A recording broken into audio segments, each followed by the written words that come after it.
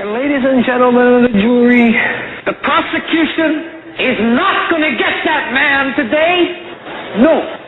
Because I'm going to get him.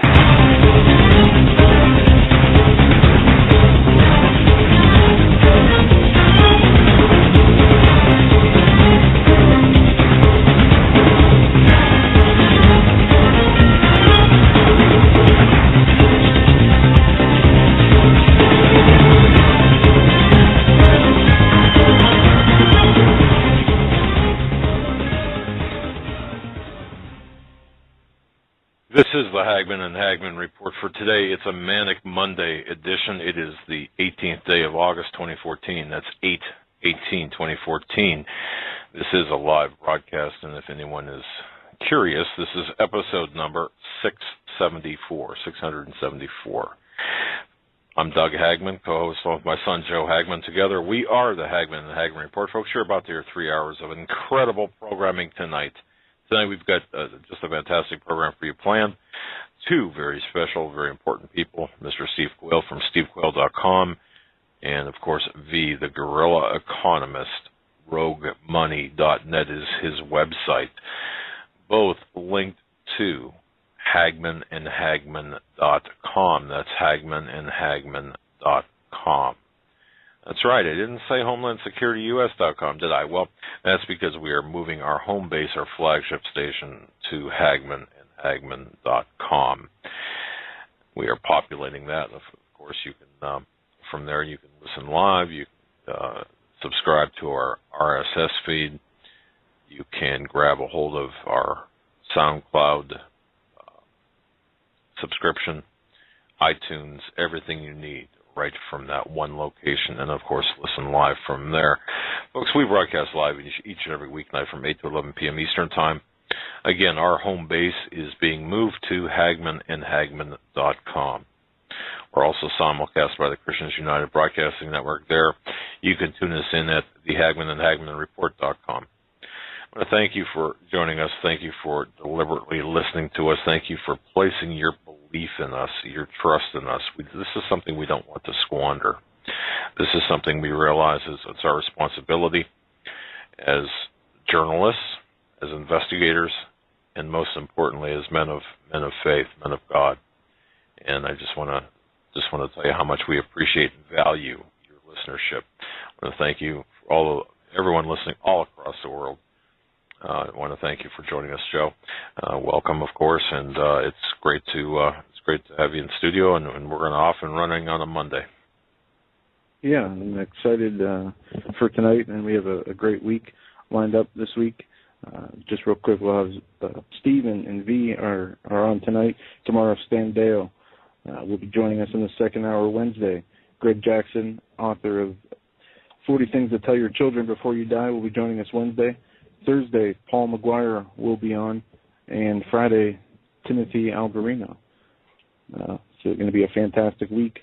And with that, we have Steve with us. I'm going to bring him on now. Steve, hello and welcome to Hagman and Hagman Report. Well, tonight's going to be an amazing night. Thank you so much, Joe and Doug, and V's on with us. One of the things that we're going to talk about tonight is how did we get where we're at, and do people really grasp the brevity or the lateness of the hour? I still see Joe and Doug and obviously V. We see some of the most amazing caricatures of stupidity played out by the mainstream press. And, basically tonight, who has done this thing? Who has brought this country effectively to the point of where we've got the military in the streets of Missouri? We've got the Chinese basically giving us ultimatums. We've got the Russians in country. We've got our borders being flooded. We've got Ebola being released. And I just want to share with people something that they don't understand. You can track all this stuff back to basically presidential decrees, even going back as far as Bill Clinton, when he gave the entire patent database on magnetic tape to the Chinese for free. And this is going to be important tonight as we talk about this. The bottom line is over the years, It has been the international banking elite's desire, now that they've pretty much pillaged and plundered the middle class in America, to build up another middle class, both in China and in India, representing pretty much a third of the world's population. Nothing's better than 100 million people or even 50 million people paying interest to the international elite. Billion is even better. So when Jesus said the love of money is the root of all evil, if you follow the money, you follow basically the true root of evil. And as I've maintained over the years doing shows with you, Doug, that most people just focus on the fruit of evil. And putting this into perspective, when Bill Clinton with Loral Satellite Corporation and others gave dual use purpose technology to the Chinese, they basically grabbed every bit of Western technology they have. That's why 4-star generals and above have told me they got everything, meaning China has everything.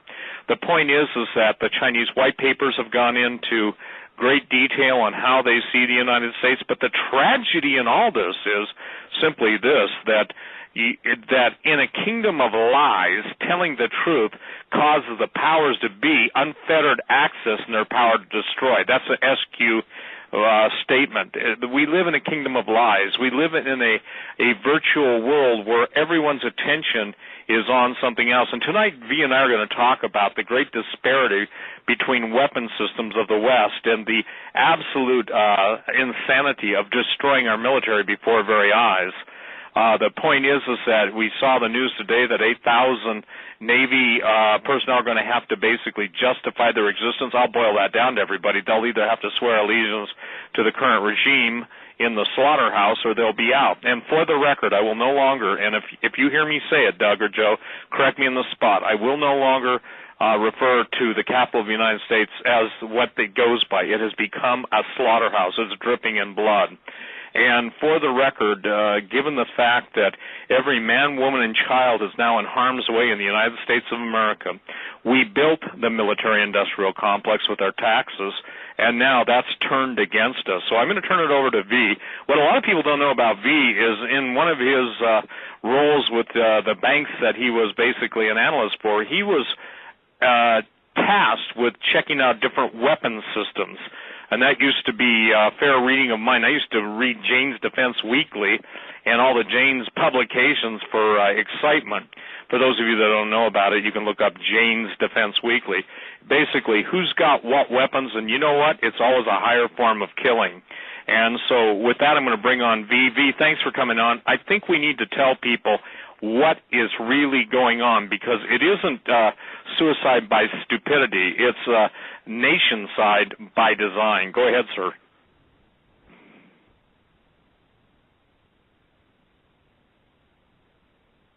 Is V there, Doug? Steve, you know what? We're not showing V anywhere. I thought he was on conference perhaps with you. No. Stand by here. Okay. Hold on 1 second here. Hold on. We're looking for him here as we speak. Well, while we're doing this, Steve, I've just got to say this: we can trace this all the way back to Nixon, as well. When he opened when him and Kissinger.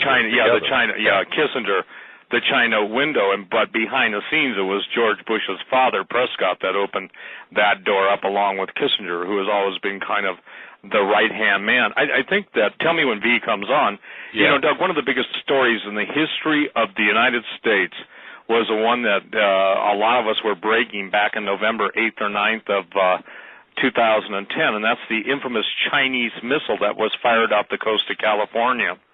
Within hours, I received phone calls and emails from people that literally had their yachts basically on the western side of Catalina and the Channel Islands, saying they watched the missile come out of the water. I had contact immediate with missile launch commanders, both active and retired, that had said it was definitely a Chinese missile. One guy explained that by the color of the plume, a single nozzle plume, you could tell which country was using what by basically the solid fuel propellant. This was a JL-2 intercontinental ballistic missile, and what China did was basically send a message to the United States. You didn't even see us here, 30 miles off your coast. We can take you anytime we want. Now, immediately NORAD and all the liars that be went into full-scale cover-up, and it was under Obama's orders to not tell the truth. I got emails from people that claimed they were Learjet pilots and it was a Learjet. I can tell you this, I've been in just about every model of a Learjet at some point in my life, and taking off at the maximum angle of takeoff, because I used to like to do that in my crazy days. And the deal is that there's no Learjet that stands perpendicular to the horizon with a single nozzle. Most people don't realize it, but Learjets have twin engines. So every form of disinformation, that was a story that everyone sought to cover up as quickly as possible. So if people want to go and look at that, what China basically said is this: all your systems have failed. You failed to see us. We can launch on you at any time. And believe it or not, Doug, everything that has happened to the United States has happened by design. Because when Jesus said the love of money is the root of all evil, not money, but the love of it, when you follow foreign defense policy, when you follow any of these things, everybody has basically got a price. And that price is basically now the lives of 200 million Americans. I saw a really dumb posting. Somebody sent it to me. Somebody said, well, I don't know where these guys, I think he was referring to me, get the fact that the globalists want to kill 9/10 of the world's population. Well, all you got to do is do a search on whatever search engine you prefer, and look at the population control statements from everybody from the United Nations to defense analysts and for this one, everyone needs to go to the Georgia Guidestone. So tonight what we're trying to do is build the case for the fact that what you see happening, what we see happening around the country, especially with the instigation of trying to stir up racial strife, is by design. The whole country is coming apart at the seams. You know, Michael Savage says borders, language, culture. Well, you can obviously understand over the past couple decades that's been continually hacked and attacked.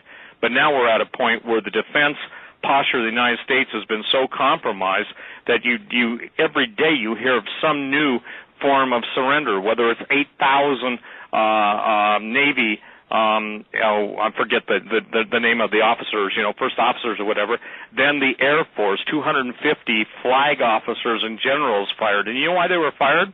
Because they wouldn't swear allegiance to the president versus swearing allegiance to the Constitution. That ought to tell everybody something. So the question is, when did the American public become the enemy with all the external enemies? And I'll answer that real quick. Is V on yet? No, sir. He's missing in action. And why don't you guys have his number, right? We cannot. It's ringing a fast busy, Steve. When we try to call him, I'm not sure if it's our trunk lines here or what's going on. Here, let me do this too. And look, ladies and gentlemen, I expected something to happen, and I just had just a reason, and I'm obviously willing and able to do the show, but I really want him on because he's got some data. I'm going to basically, Doug, talk for a minute. I'm going to send him an email, and, the thing is I'm going to try and find out what's going on, okay? Yeah, that sounds good. We'll take it. And folks, yeah, I'll tell you what, live radio, it is kind of an interesting venue when stuff like this happens.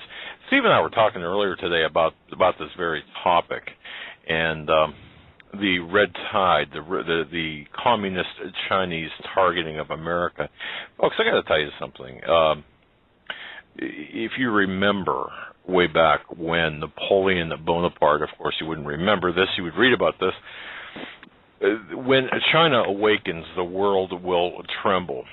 And we have to take a look at what's taking place. The fact that right now, and I had written up a little bit of a show promo on Hagman and Hagman.com. And when you look at this, when you look at what's going on, when you look at the technological surrender of the United States to Communist China, the deliberate destruction of the U.S. military from within, you see a trail of betrayal, sedition, greed, and the globalist agenda's fingerprints of the globalists all over the last few decades. And we have been fully collateralized, and as I point out, sold out to the Chinese, and by its very nature to the Russians as well. And I was reading a little bit from Dave Hodge's website. Remember, of course, the Bundy Ranch standoff, and it feels like ancient history. And people are perhaps thinking, well, it's no longer an issue. Of course, it is still an issue. Harry Reid and others will make it an issue.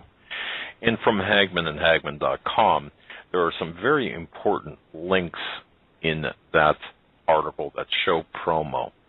Dave Hodges points out, for example, in the Communist Chinese takeover of all U.S. energy, what the Bundy Ranch standoff was really all about. The Bundy affair affirmed that the Chinese are being handed control of, in that case, and in many cases, solar energy inside the U.S. for what solar energy is. We have to realize that shall I say, really the inefficiency of solar energy. But the whole Bundy affair, who is behind it? Senator Harry Reid, of course. The takeover of American energy is being manifested, though, on many fronts. It's being concentrated on the takeover of the solar industry right now in the new Agenda 1 designation with the so-called solar energy zones. Now, these zones are starting to pop up in a lot of locations all across Arizona, California. Yep. California, Jerry Brown, I don't know if it was an executive action, but it was a 33% move to renewable energies or solar energies by 2020. And I actually saw an article today where the implementation of some of these solar energies are zapping birds midair with the reflectors of their sunlight. It's so hot, it's called concentrated sun rays. It's zapping these birds midair. Wow, yeah, I didn't see that. I mean, there was articles last week also on Nancy Pelosi and the benefits that her family's been getting from these companies, and that goes back to Solyndra and other failed energy companies now. Well, you know, the names are incredible. The people in power behind this, it reads like a who's who list. And Joe Farah from WorldNet Daily had written an article on the 13th of April titled Harry Reid's Last Roundup. Well, it's just not Harry Reid behind this. It's others. And it's all across, it's all across the political spectrum. So, you know. Hey, Doug? Yes, sir. Doug, I mean, I think I got a hold of him. He should be calling in a minute. But the point being is it's everyone in the Senate and Congress. That's why there's no difference between the prostitutes that work the right side of the street and the prostitutes that work the left side of the street. And they're meanwhile proclaiming their virtue, and they would make the horrors of history seem chaste, okay? And the thing is that, again, here's the thing. We're at a point now where our defense systems are pretty much down, being taken apart. When the current administration made the statement they want their own military, they've got it with the DHS. When you've seen the militarization of the police force, and then with a caveat, I didn't know this until today, but all of the items that are being given by the Defense Department have to be proven to be in use in theater within the United States within 12 months. Did you know that? Didn't realize that, sir. No. No, I didn't either. From when, though? From when, Steve? Are we talking in the next 12 months, or are we talking by the end of the year? No, we're talking about it from the 12 months that they started getting it, and they started amping and ramping up about, 3 months ago. So that ought to put everybody in a time frame. So, okay, it's getting very, very dicey. Now, look, I'm not stalling for time, but I want is V on yet? We're good to go, sir. Okay, and he can listen to me right now, right? Yes, he can. Yes, I can hear you, Steve. Yeah. Okay. Hey, V, before you came on, I was just setting it up for you. I want you to share about the advanced weapon systems, and I gave everybody a little insight into your background as an analyst. You had to see who had what that worked effectively. I laid the case, since you probably didn't hear it, that all of our top technology was transferred to the Chinese under, how should I say this, treasonous and questionable all for the mighty dollar. And I just made the statement that all of our leadership in the Congress and Senate, it appears they've all sold out. So go ahead and take it from there and explain to the people just how now the United States is at the mercy of the belligerents out there to do whatever they want. Absolutely. A lot of people find it to be very surprising when they hear that a lot of our military tech has either been given to the Chinese in terms of a patent, via having them steal it, or just handed over in general, blueprints, all sorts of technology. Look at, for instance, and, this is something we've done in the past, and I'll get to that, but, look at, for instance, the F-35 program, okay? Here's a plane that's supposed to be the one aircraft, the jack of all trades, that's supposed to be replacing 3 aircraft within the United States Air Force. This plane is supposed to replace the A-10 Warthog as a close-in ground support. It's supposed to replace the F-18 Hornet for the Navy and the Marines. It's supposed to replace the F-16, for the Air Force. Something like a project like the F-35, something that's this important, you would think that they would hold the data and the information and the blueprints and the technology and the research and the development of this weapon system, that they would be very, very careful to make sure that it doesn't fall into the wrong hands. And it was only a matter of a few years into the actual contract being awarded to Lockheed that their computer systems was breached.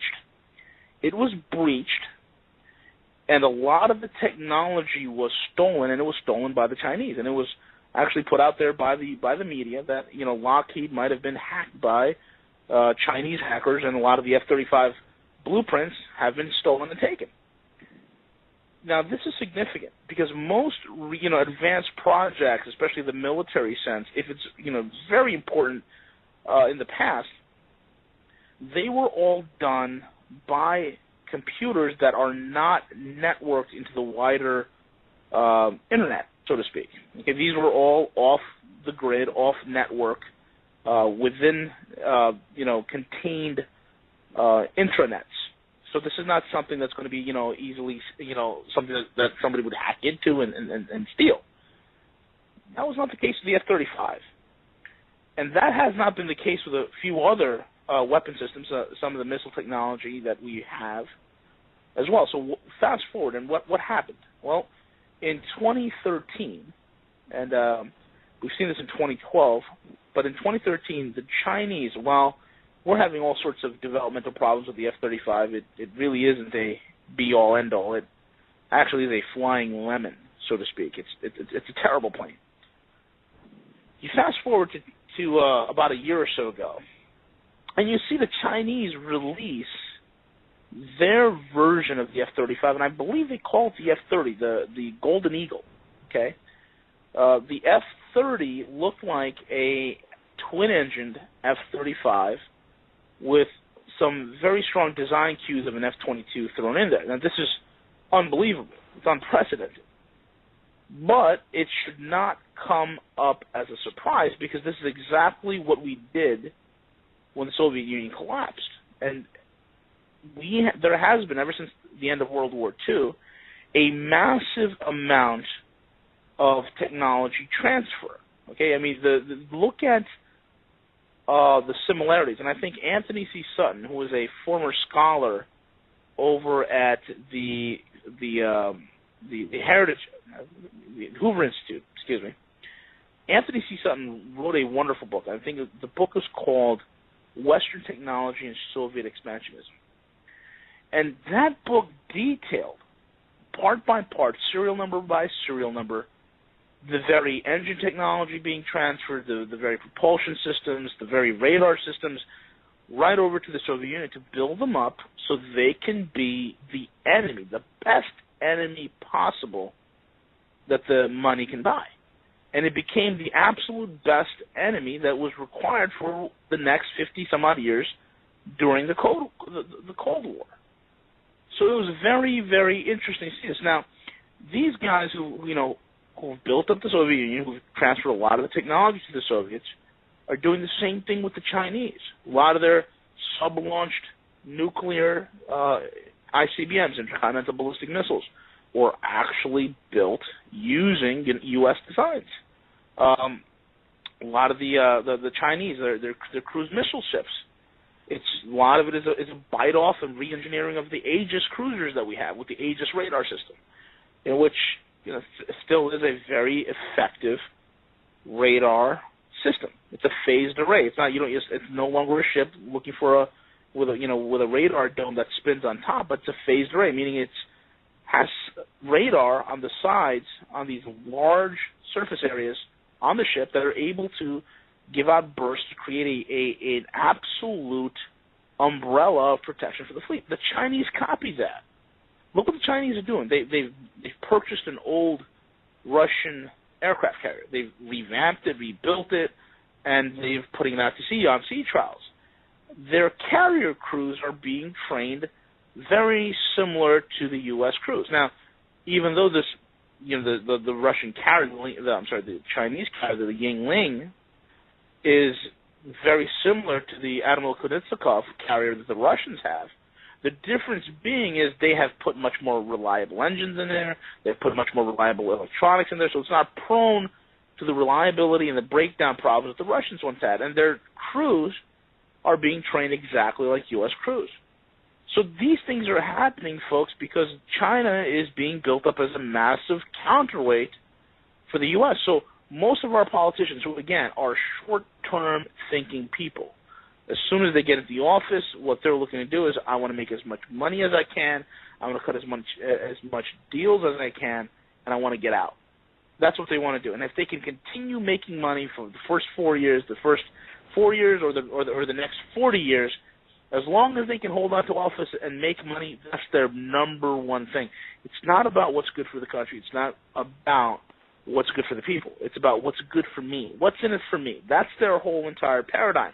So when you see people that are not patriotic, that don't really give a rat's rear end about their country, it becomes very easy to bribe them, and that's what the Chinese have done. The Chinese have done masterfully in giving a great deal of money to the Clintons, okay, during the whole Clinton administration, where all of a sudden there's missing paperwork from Los Alamos, and there's nuclear secrets that have gone missing, and this, that, and the other, where, you've seen that the 90s, okay, folks, the 90s was a time of all of a sudden missing secrets and lost technology, this, that, and the other, and all of a sudden we go into 2000, and next, out of nowhere, the Chinese, who had at the end, and I remember this, folks, in 1999, when the Brits handed over Hong Kong, the Chinese military moved on there. They had a military parade, and when you look at their equipment, it was equipment from the 50s and the 60s and the 70s. At that time, they called the Chinese military an army in sneakers. In other words, it was a joke. Their army wasn't worth anything.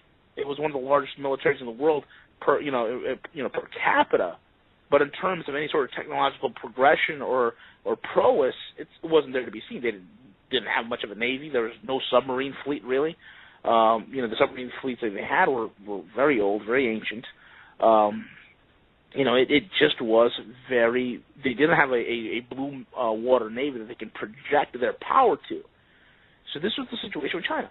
And then out of nowhere, you see this incredible burst of innovation and growth and technology. And you see this rapid revamping and modernization of their military. Now, they have stealth aircraft. They have stealth ships. They have global reach capability. They have missile technologies that have greatly progressed. They have satellite technology.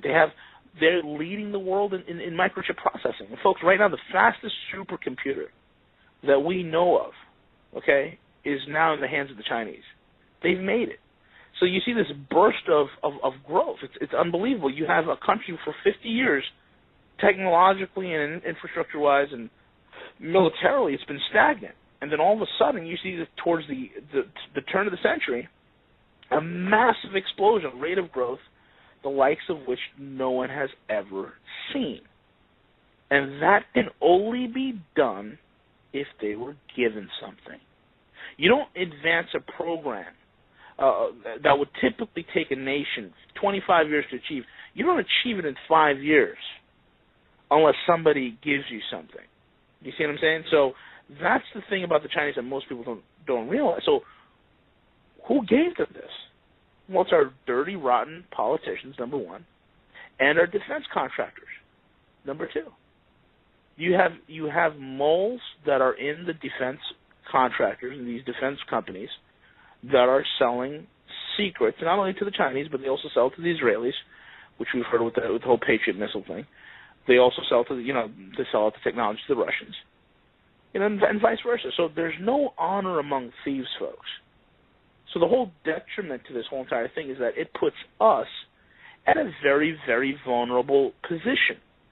And that's the thing, I guess, later on in the program, I'll kind of detail for the audience why it puts us in a very dangerous predicament. And we're going to try and work on deconstructing some of this mythos about the U.S. military, this whole perceived notion that we're this incredible supreme force that has the most incredible technology the world's ever seen, this, that, and the other. So we're going to kind of get into that.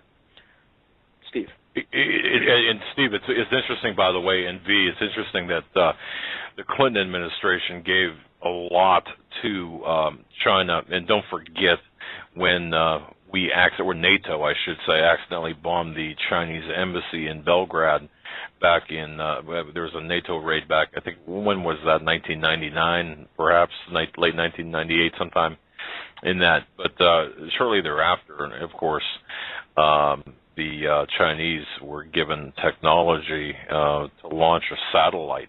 And, of course, the Senate Select Committee on Intelligence gave their backing for this transfer of technology. So this is all seditious across party lines. Go ahead, Steve. Well, one of the things that most people don't realize is China's anti-satellite or ASAT weaponry is so advanced because guess what? As V said, they stole it from us. But let's fast forward a little bit into April, and we're going to go back and forth between Russia and China. 2014, the Black Sea, the Donald Cook, the missile cruiser, state-of-the-art Aegis system, everything. This was, if you will, the cat's meow for the U.S. Navy. For 90 minutes, an Su-24, a Sukhoi Su-24 Fencer fighter overflew the Donald Cook, 90 minutes, Doug, and basically took out all of its steering, all of its fire control systems. In essence, the Russians' electronic assault on the Donald Cook rendered the state-of-the-art U.S. military command, control, and communication on that ship and sent a message to the entire Navy. When I don't remember, V, if you and I were on that night or shortly thereafter, we did a show on it. But that very night, I was getting emails from, quote, the back rooms and the backwoods of people saying, man, they are absolutely, I won't say what the actual language because it's pretty rough, but they were saying that the Pentagon was in a panic. Now, to put this into perspective, the military should have controlled the technology, and we even have, and part of the problem with the F-35 is that we allowed, this is interesting, we allowed Chinese parts to go into our state-of-the-line fighters, and the same thing goes with our state-of-the-line military. So here's what I'm trying to say, Doug. It's like the Trojan horse, the whole story of the Trojan horse. We have a Trojan Congress. We have a Trojan Senate. We have a entity in the White House that is absolutely bent on destroying this country. I quote him in context. America is the greatest country in the world, and we intend to change that. Remember that, you guys? So It doesn't just go with him. It goes all the way back to Nixon. But here's the point. The Chinese were granted, under Bill Clinton, they were granted everything. If the crown jewels of the Defense Department, here's the irony, our leading defense contractors were salivating at earning the profits, but China had a deal. You had to build some of the parts in country in order for them to buy whatever they're going to buy. It's called dual-use technology. And as everybody piled on and piled it higher and deeper, in essence, we were like, how do I say this? We were going to be given Golden Globes at the International Vampires Convention, and the whole idea was to see who had the most blood by getting everybody to slit their wrists. How's that for a metaphor? And as everybody was bleeding out, going, I hope I win the Globe, there were voices in the country saying, don't you realize you're bleeding to death? And that's what you're hearing from tonight, only it's no longer, in my opinion, I'll let V speak for himself, but I think he agrees, it's no longer that we've been bled to death in the Defense Department and in the entire area of technology. We have bled out. Bled out means when there's nothing more to bleed out. And I got to tell you something. When I do a show like this, V does a show like this, we both get contacts. V's a general source that he spent hours with, I mean, these are real people, yet I can't say that, yet the frozen stone people, that's another word for something, basically can't wait to get on the Yelp or the gossip forums and say, well, these guys are crazy. We're not crazy. We know what we're talking about. And again, Doug, the thing is that there's no way to explain the what I call technocide, TECHNO side, that has gone on in the United States government outside of bribery and outside of just simply buying them off. And what's easier? We used to, $1 million used to be a lot of money. Then it has to be $1 billion. But look, when you're printing money and you're sitting with $2 trillion, you can buy a lot of allegiance and loyalty, because the guys who are selling out the country don't even understand that they're selling it out for peanuts or for inflated dollars. And the joke is whoever's bribing them to commit acts of treason, they're getting worthless paper. V? Yeah, absolutely, folks. I mean, here's an article that I just pulled up, and this is from the United States Naval Intelligence News, okay? And the report is dated May 28th of 2013. And, it's about a little over a year old, but here's the title. China hacked 24 U.S. weapon system designs. 24. Now, these are the 24 that we know. There's about 24. Think about it. 24 different weapon systems designs. And it says Chinese hackers have obtained designs for more than 24 U.S. weapon systems, including the Aegis ballistic missile defense system that we just talked about, the F-35 Lightning, okay, that we just talked about, the LCS, that's the new advanced stealth ship that we have, it's called the Littoral Combat Ship, and you're going to love this one, Steve, they also stole the secrets for our electromagnetic railguns. Nothing surprises me. Yeah. According to a Monday report from the Washington Post, the detailed list was part of a classified version of the January report from the Pentagon's Defense Science Board on U.S. cyber posture. The Post obtained the full version of the report, and it goes on to say that China utilizes intelligence services and employed other illicit approaches that involve violations of U.S. law and export controls to obtain key national security technologies, controlled equipment, and other materials not readily obtainable through commercial means or academia. And then, folks, here's an example here. In 2007, the theft of terabytes of data on the F-35 program is often blamed on the speed in which China was able to develop its own stealth fighters. The Chinese government has long denied it. It employs hackers to steal U.S. secrets. And the whole point is, folks, is they're basically telling you that these idiots have put over 24 of the best weapon system designs that we have, including the crown jewel of the entire Navy, which is the electromagnetic railgun. And they put them on networked computers. When you put something on a network computer, folks, the Chinese did not steal this. This was practically given away at that point.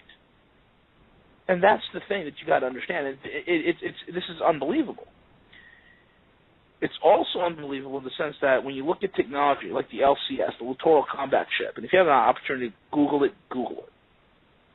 Now, granted, this is a ship that's frigate-sized, but the design is something that it can be stretched, it can be enlarged, and you can use that specific hull design and its low radar signature to create much larger, much more capable vessels. I mean, this is unbelievable, folks. It's totally unbelievable. The saddest part is, okay, as I said, when you put these on a network, okay, you're practically giving them away. You don't put secrets, you don't put designs and research and development of these types of systems in wide open computer networks. No, you put them in physically isolated areas. Okay, and it's unbelievable. So it's almost as if, and it's not almost as if, it is, our kleptocracy, which has become so endemic, gave away strategic classified information, and it's no big deal to them. It's absolutely no big deal to them. And that is a worrying sign that we are a nation that's in decline, folks. It's unbelievable. And that was under the Bush administration. That theft, by the way, the 2007 theft of terabytes of data. You know, people have a tendency, and we just have to really remind people, of course, this transcends partisan politics, folks. By the way, Steve has done a fantastic job of documenting all of the information we're talking about tonight on stevequayle.com and, of course, roguemoney.net, folks. Go to roguemoney.net for the latest as well. Go ahead, Steve.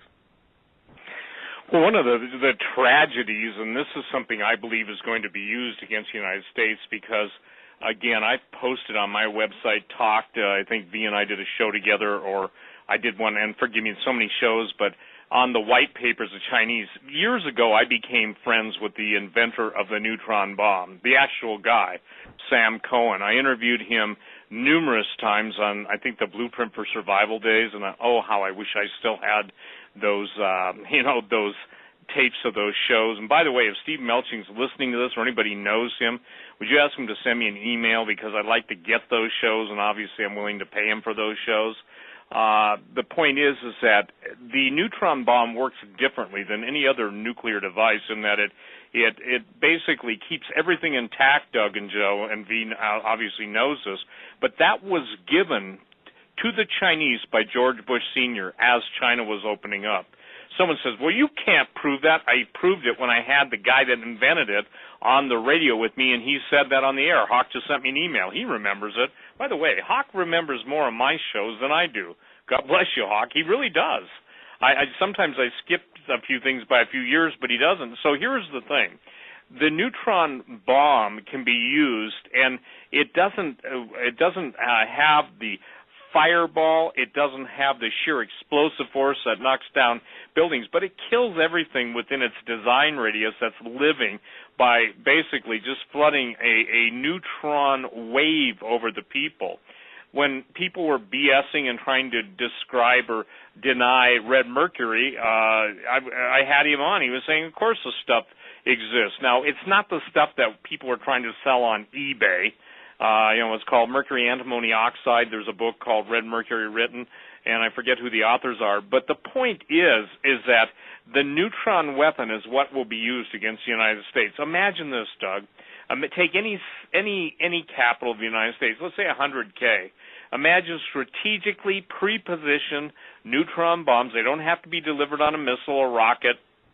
They can be trucked in. They can be shipping containered in. And then imagine this. At a certain point, a button's pressed and every living thing is dead, but all the buildings are left standing, all of the infrastructure, when I say infrastructure, all of the stores, all the merchandise, everything is okay. It's just there's no people. It's probably the ultimate weapon. And I think if Hawk remembers this, and I do remember this, Sam Cohen said he wept because it was the edge that the United States could use, and it was given away, and it was given away by a former president. So from George Bush Sr. forward, all of our leading technology, neutron bomb is a sophisticated weapon. It was, if you will, the ultimate arrow in our quiver. But beyond that, I would say this, the black physics weapons of ancient history, electrogravitics and all the stuff. And by the way, people, they just announced, I think last week, that harmonic levitation, there's an app now, I think, for an iPhone that you can levitate balls, actually lift weight. You can transcend gravity, which, as W said, is a pressure, by basically a new form of sound. It's called sonic or harmonic levitation. So see, Doug, here's the thing. It's almost like V and I are chronicling, looking back through history, the betrayal and the destruction. Now, what's in it for us? What's in it for us is that if we tell people what's going on, they can pray. They can begin, and I'm serious about praying. I believe that the 27th Psalm that I posted up today is probably the most important psalm that a person can read now next to Psalm 91 and start to memorize it. So, ladies and gentlemen, the brethren worldwide, please start memorizing Psalm 27. You know, King David said, "Your word, O Lord, have I hid in my heart that I might not trespass against thee."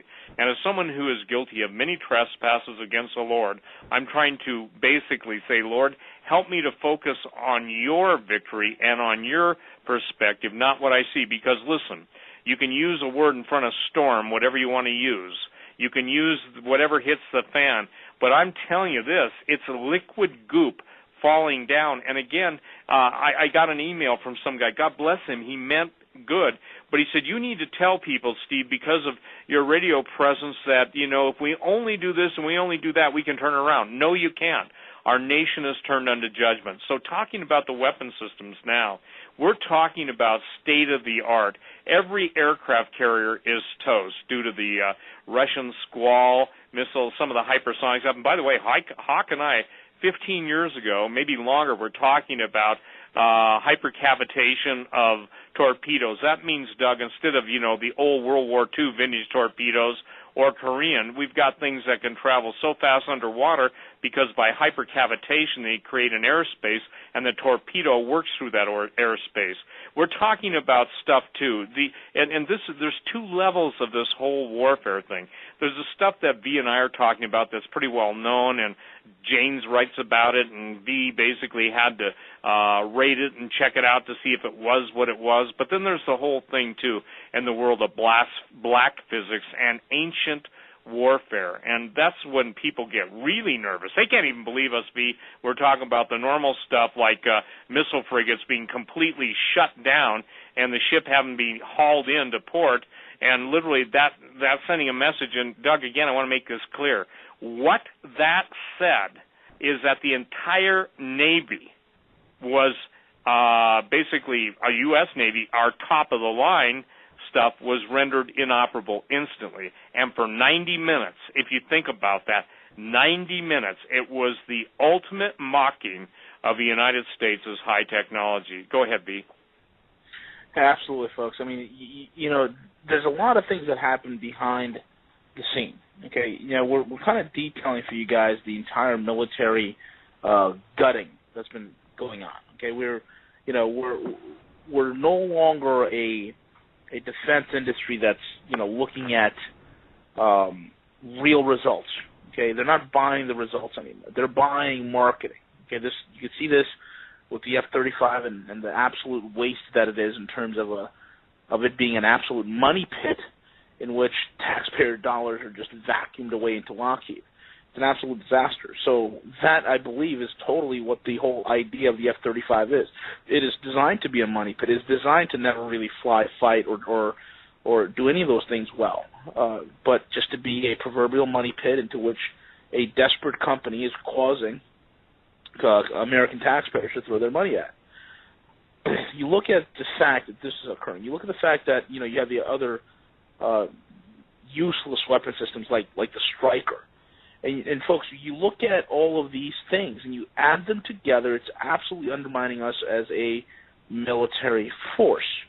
Our opponents, our competitors, you know, our enemies have counters to the very systems that we have. They have a counter to it. Okay, the stealth aircraft are not something that's completely invisible to radar. That's a myth. But this is something that most Americans believe. Americans believe that stealth somehow renders a plane invisible on radar and can't see it. It's not true.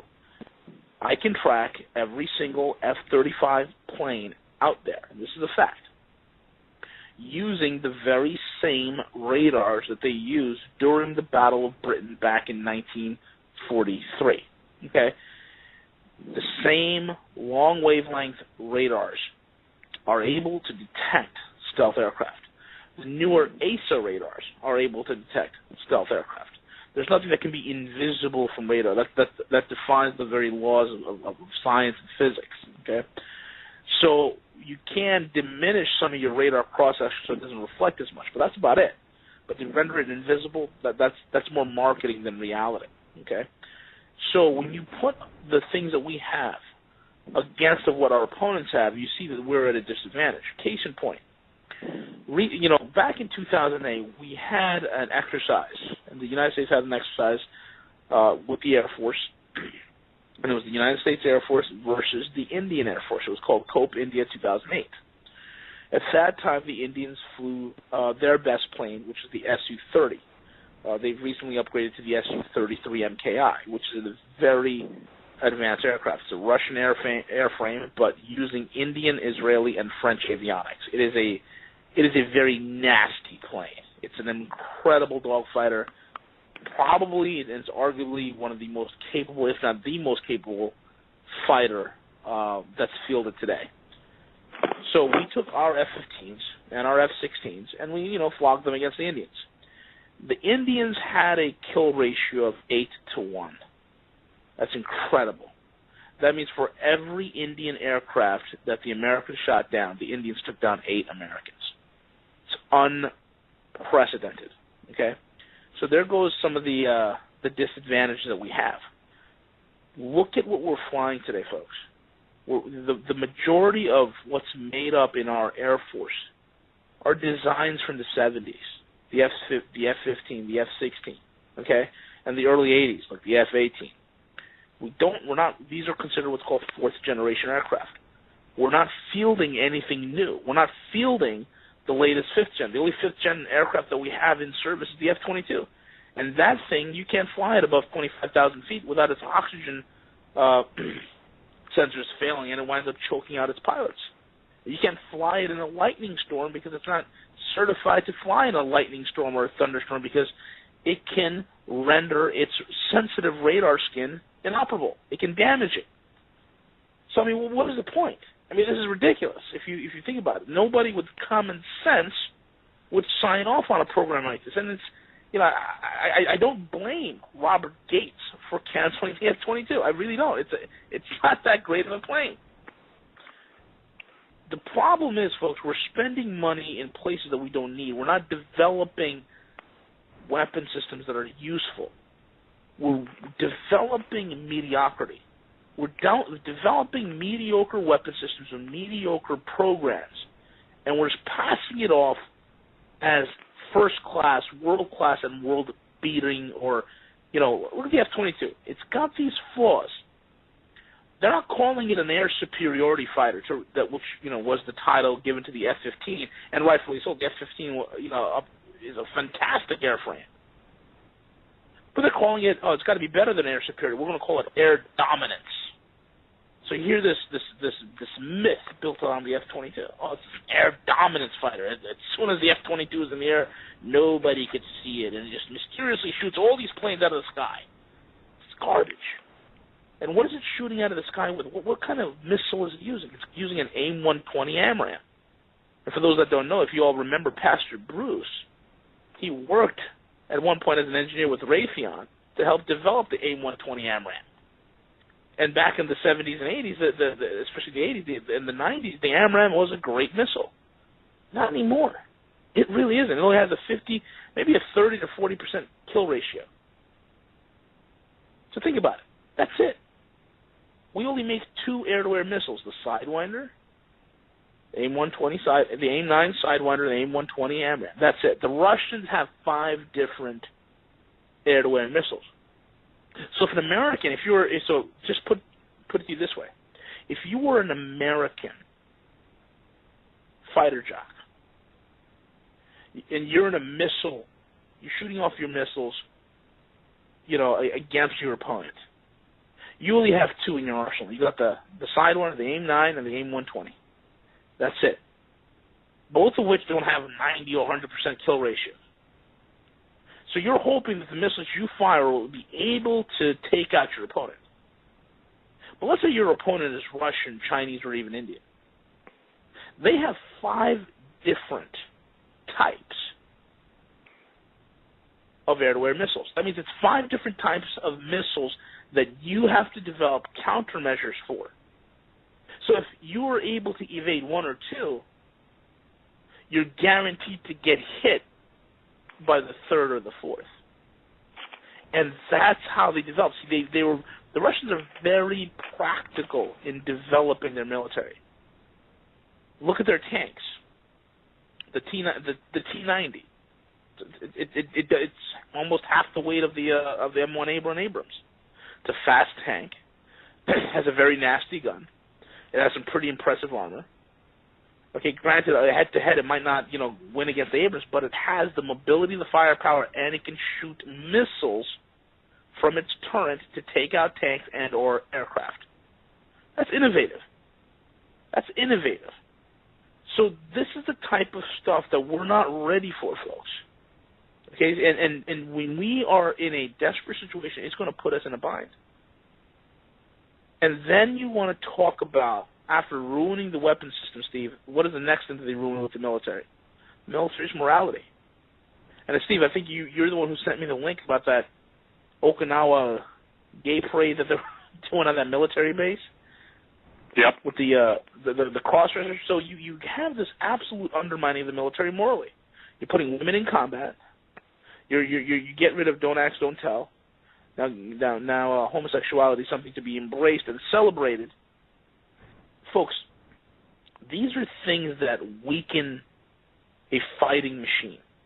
These are things that weaken a military. These are things that our enemies look at and laugh. And this is what's happening. This is a poison. They've poisoned the pool. Okay? They've lowered requirements, the physical requirements to get into the military.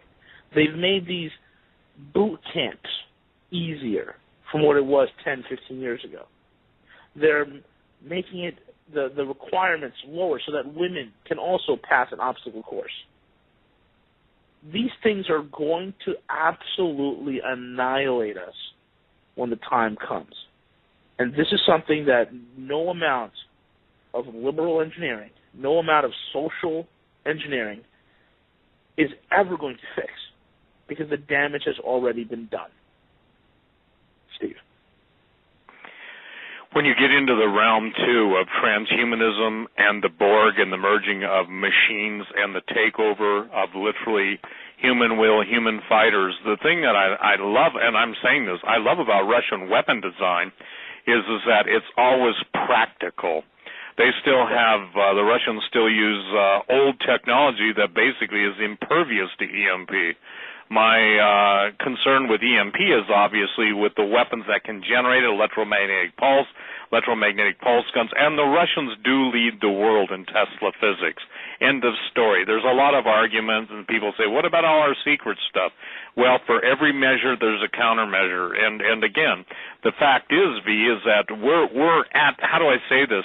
I think we're at the crossroads with our own destruction. Here's a good example. This is something people need to understand about cyber warfare and cyber terrorism. You're hearing the Defense Department. I think the Cyber Terrorism Command spends more time on talk shows like mine and Hawks and others, and for the record, I do know, this is not bragging, but I do know what it's like to have more interference in shortwave broadcasts than anybody in the history of shortwave broadcasts.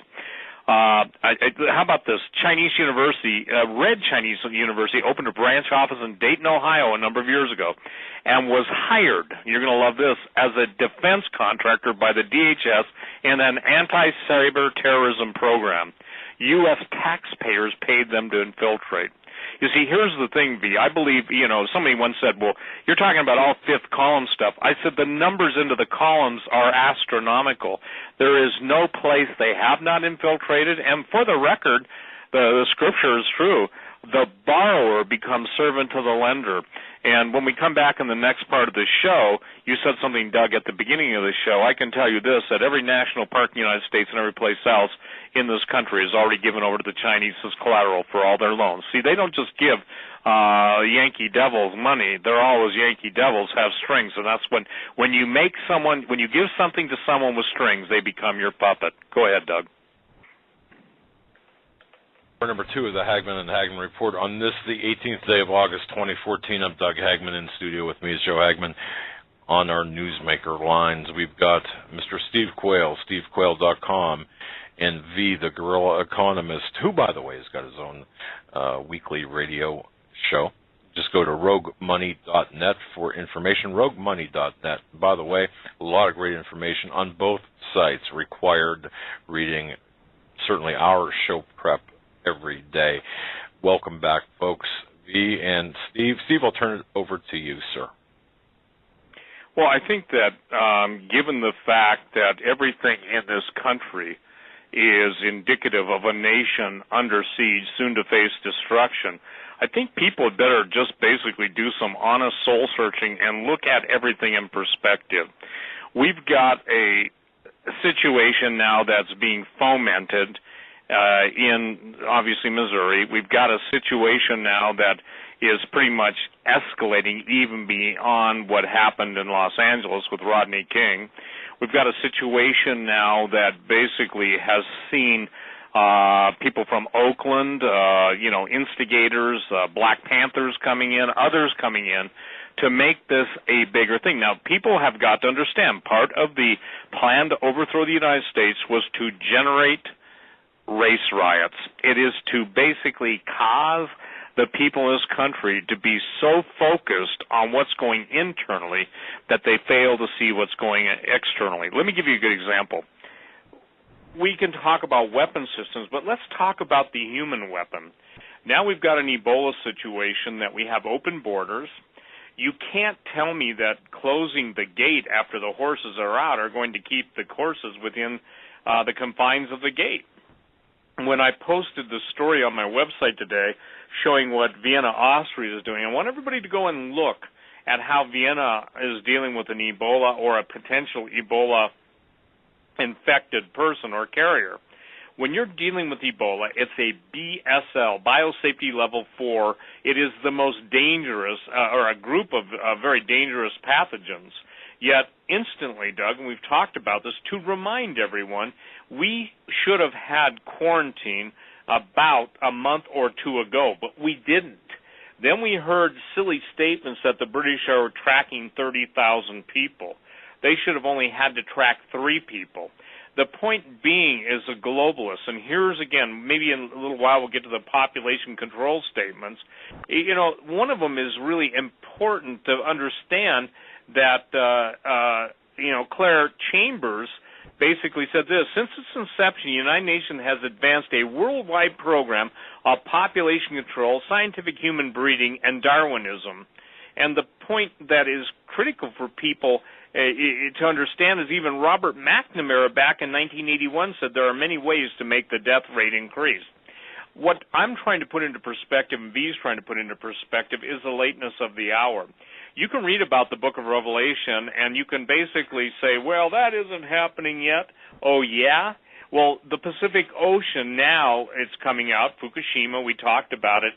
There has been such a lying group of devils from hell, okay, I don't know how to make that into an acronym, that have kept every single fact of ionizing radiation basically put forth in literature and scientific literature and studies of exposure to ionizing radiation. They just set that aside. So how do you live in the kingdom of fools when someone comes on and says, you don't have to be foolish anymore?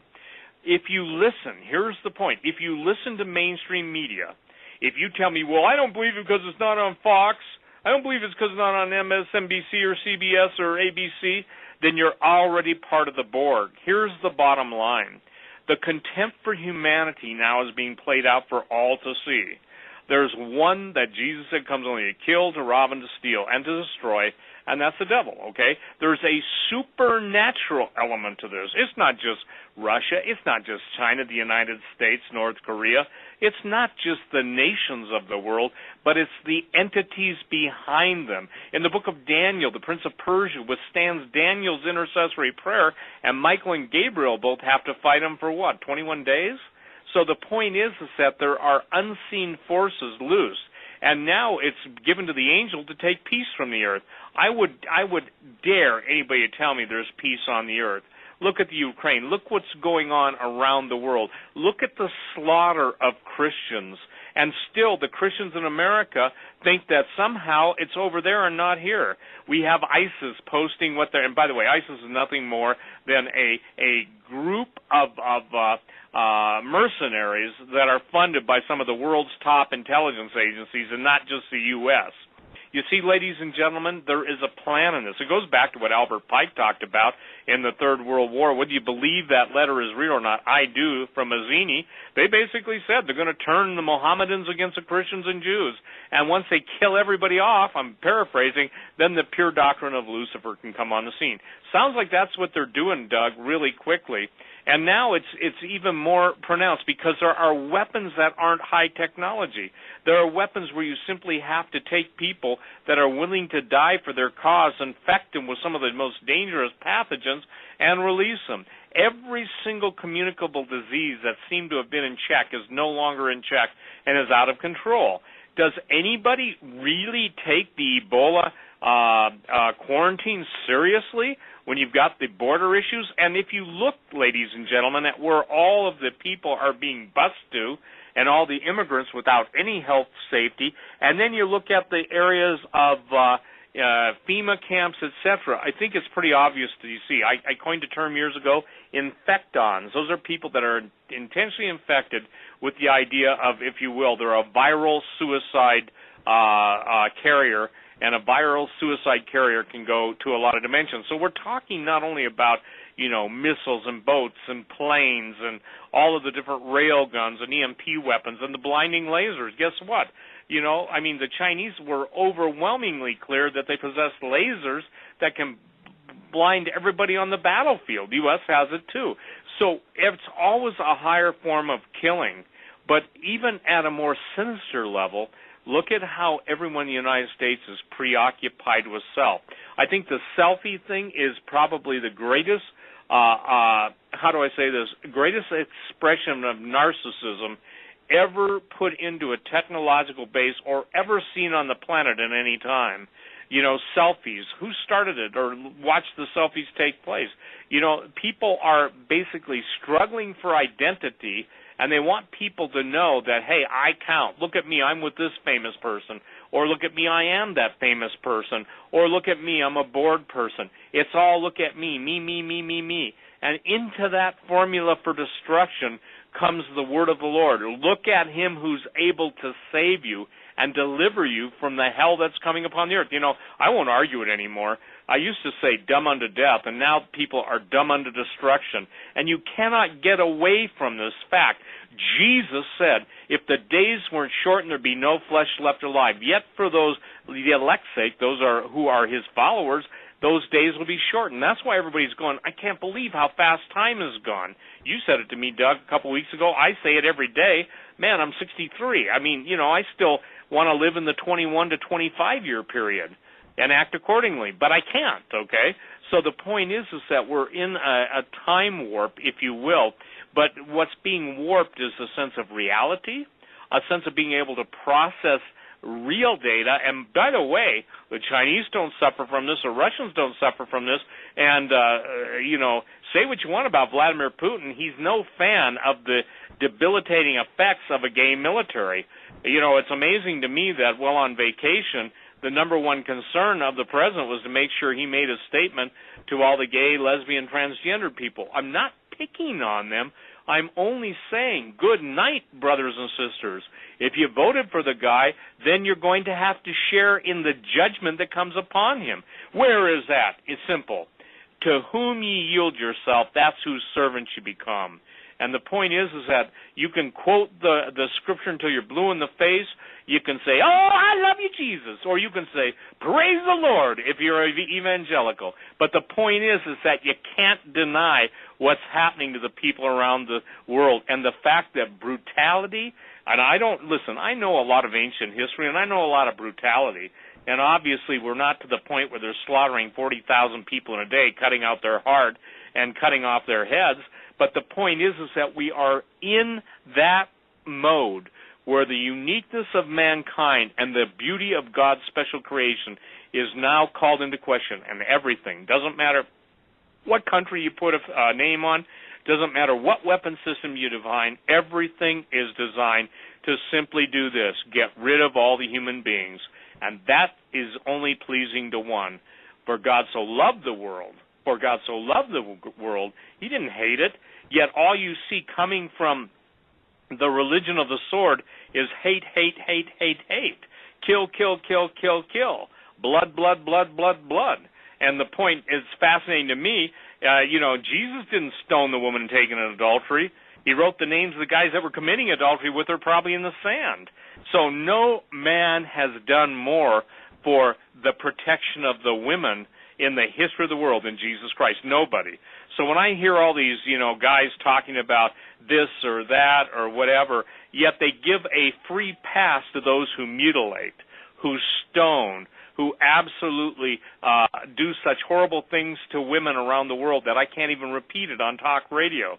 The point is that ladies wake up, men wake up, people wake up, and the only way you're going to get the national media's attention, which is a weapon, it is psyops. You remember, Doug, when they were talking about a new department in the Pentagon, psychological warfare? Well, they've always done it, but they announced funding for it. Do you remember that? I do, and you were one of the first ones that alerted me to that fact.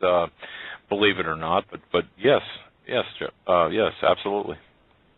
B, given your understanding of how things work in the world, will you explain to people, because you are both a financial analyst and you're also a weapon system analyst for the big, obviously mega banks you work for, tell people how killing is big money. Can you explain that to them in a I'll get it or I'll make it simple for them, please?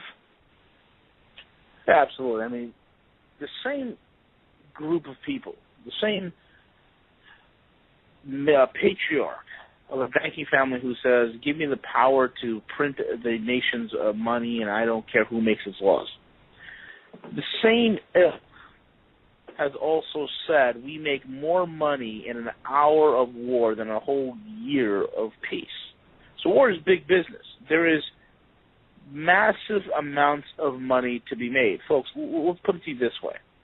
We go into Iraq, we create destabilization situations there. We prop up a government that we know that is not going to stand. We arm them. Then at the same time we fund a terror group, or we create a terror group and then fund them, called ISIS, and arm them. So now both sides are fighting each other. And the banksters that are really sitting on top of this pyramidal structure right above the military-industrial complex, the banksters make the most money on both sides. This is what the Rothschilds did going back to Napoleon. When Napoleon went to war against the Russians, the Rothschilds funded both sides. They funded both sides of the war. This is something that's done over and over and over again throughout history. Okay, give case in point. When the Bolshevik Revolution occurred in Russia, 1918, the early 1900s, 1918, I think it was. You had at that time an economy come to a halt. Okay, their pneumatic pumps on their oil drilling machines were not working. Their mills have shut down. Their factories have been closed because at this point there was a state of shock amongst the population because they did not know what to do, and most of the talented individuals left. They started leaving because they were afraid of what these Bolsheviks, these communists, were planning for their nation. Okay, so the captains of industry were exiting stage right because they knew at that point that their profit and their ability to turn a profit is going to be completely cut off. So what happens? How was this dead economy in the midst of a revolution. And that's what usually happens. You have a revolution that occurs, and oftentimes it causes a massive debilitating blow to the economy. So who kick-started the economy in Russia during the Soviet era? Who kick-started it? Wall Street. Wall Street funded a lot of the operations within Russia and amongst the Bolsheviks to get not only usurp the power of the Tsar and the throne of the Tsar and to take over the government, but also to restart and kickstart their economy in spite of laws that were on the books, laws called the Trading with the Enemy Act that was on the books. That Wall Street completely superseded it. It completely circumvented these laws. So they weren't bound by anything. And what happened? Well, little by little by little, Wall Street built up the perfect enemy in order for the United States and the free world to fight against. So at that point, at the end of World War II, you had East versus West. And the banksters made an absolute killing on both sides, folks. So that's what this is all about. This is, we can't just limit it to just nation versus nation. But when you look at the higher levels, it's something much greater. There's a greater game being played, folks, and it's the game of princes. And that's what I want people to understand. This is far beyond just nations and individuals. This whole thing is planned, it's orchestrated, and it's being executed and played out right in front of our eyes. And you know something, V and Steve, it's sad because not one other talk show host with an audience, not a Sean Hannity, not a Rush Limbaugh, just to name a few, none will go beyond that nation-state level. None will go beyond the partisan politics, or few will go beyond that. It's always limited in terms of the conversation. What V just said, what you just heard, is really the Rosetta Stone of warfare, of welfare, of the global welfare, global warfare as well. I mean, it is the game of kings and princes, and it's the people at the top of the pyramid, the ones who make more money in an hour of war than a year of peace. Steve? Well, I think what's interesting, I was just thinking, you can get the pig out of the mire, but you can't get the oink out of the pig, okay? And that's just my way of saying the tree is known by the fruit it bears. Jesus did a better job, but since we're dealing with people who are gorging themselves on the flesh, you see, this is the sad point I think that most people are missing. You are a commodity to the New World Order. You are either a commodity to be profited from or a liability to be put to death. I don't think it gets any simpler than that. And, Doug, one of the things that's interesting, one of the ladies you met, one of the intercessors, Manette, just sent me an email, and she said, Steve, they're sending all the illegals to the big cities who have a high population of homosexuals who have very compromised immune systems, i.e. AIDS. They will come down with many diseases, and they will infect everyone else. God has showed that to me with our Men at the Mission. Now, Manette and her husband, Bob, they minister to people, sharing the love of Jesus to, quite candidly, people that no one else would even consider ministering to. So when she says to me as an intercessor, this is what's going to happen, think about it. Somebody says, I don't believe that. Well, then you don't know the history of AIDS in Africa. And for the record, Doug, what's going on in Africa, this is one thing that people have got to understand. If you listen to Margaret Sanger, you'd think that basically she was Hitler's, probably was, by the way, she was Hitler's mistress, because what she's talking about is basically a love of death for everybody on the planet. Now, just remember this. Most of the people that say, well, I would gladly take my own life if I could kill 1 million, and my statement is, well, just take your own life and spare us the diatribe, okay? And I'm not saying that in a sarcastic way, as, Gene Simmons got in trouble when he made the statement he did. I'm not making that. I'm always saying that it's amazing that for the sake of the planet, everybody must die, except me, of course, You see, the altruism ends at the place where their personal goals are being achieved, and it doesn't matter. And it's like this. It's like the great wealth. Most people don't understand who funded. V knows perfectly well, but who funded the biggest tech companies in the United States? And if you don't know this, you can look it up. You can look up the Central Intelligence Agency's posturing. They actually took their money and they went into big business and turned it into huge business. It's remarkably striking to me that if I talk for 3 hours on Marcus Wolf or Yevgeny Primakov, and that I think it was FEMA that first hired them to set up an internal spy system, I can talk until I'm blue in the face about Facebook, Twitter, all of those social networking sites, but those are weapons, ladies and gentlemen. Imagine this, okay? Take the classic caricature of an SS agent, black leather coat. You know, take the guy off of Raiders of the Lost Ark, you know, the little round glasses, and I think he had a scar on his face, you know, and smoking a cigarette, or the typical classification of a spy. Imagine that's what's sitting on your computer every minute watching you. It's just like this, Doug. When I was told point blank, and by the gentleman who I brought on your show, and he was accused of doing an infomercial, but he was doing everybody a great favor by saying, look, if you're carrying a smartphone and you're being tracked in real time and all your data gathered at all time, then wouldn't you want to have something to protect that smartphone or keep you from being targeted? Let me make it really clear to everybody. Every gun owner who has a smartphone, and this was told to me, every person of interest who is considered a threat is already targeted in all their targeting computers, either be taken out by aerial assets or ground assets. You follow me? In other words, you don't have to worry about running to your favorite place in the woods with your phone on. I mean, forgive me, you better be worried about running to the place in the woods or whatever. And so something, you know, low tech, you know, $60 protects your phone. Here's what I'm saying. Does it not seem strange to you, Doug, that we go on night after night? You do. I'm only on weekly or whenever, and V's on now weekly on Sunday. And by the way, you had a phenomenal turnout. But the point being is something as easy as a pouch you put your phone in to basically keep you from being targeted. Yet I guarantee you, most people who consider themselves ready to rock and roll, and when that day comes, if they have a smartphone or even a throwaway phone, bought at Walmart or whatever, what do they call them, track phones. The point being, the minute you buy a track phone and start calling anybody, your voice is already printed, voice printing.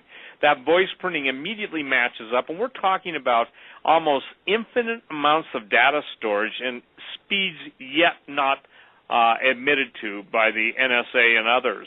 So follow with me, Doug, okay?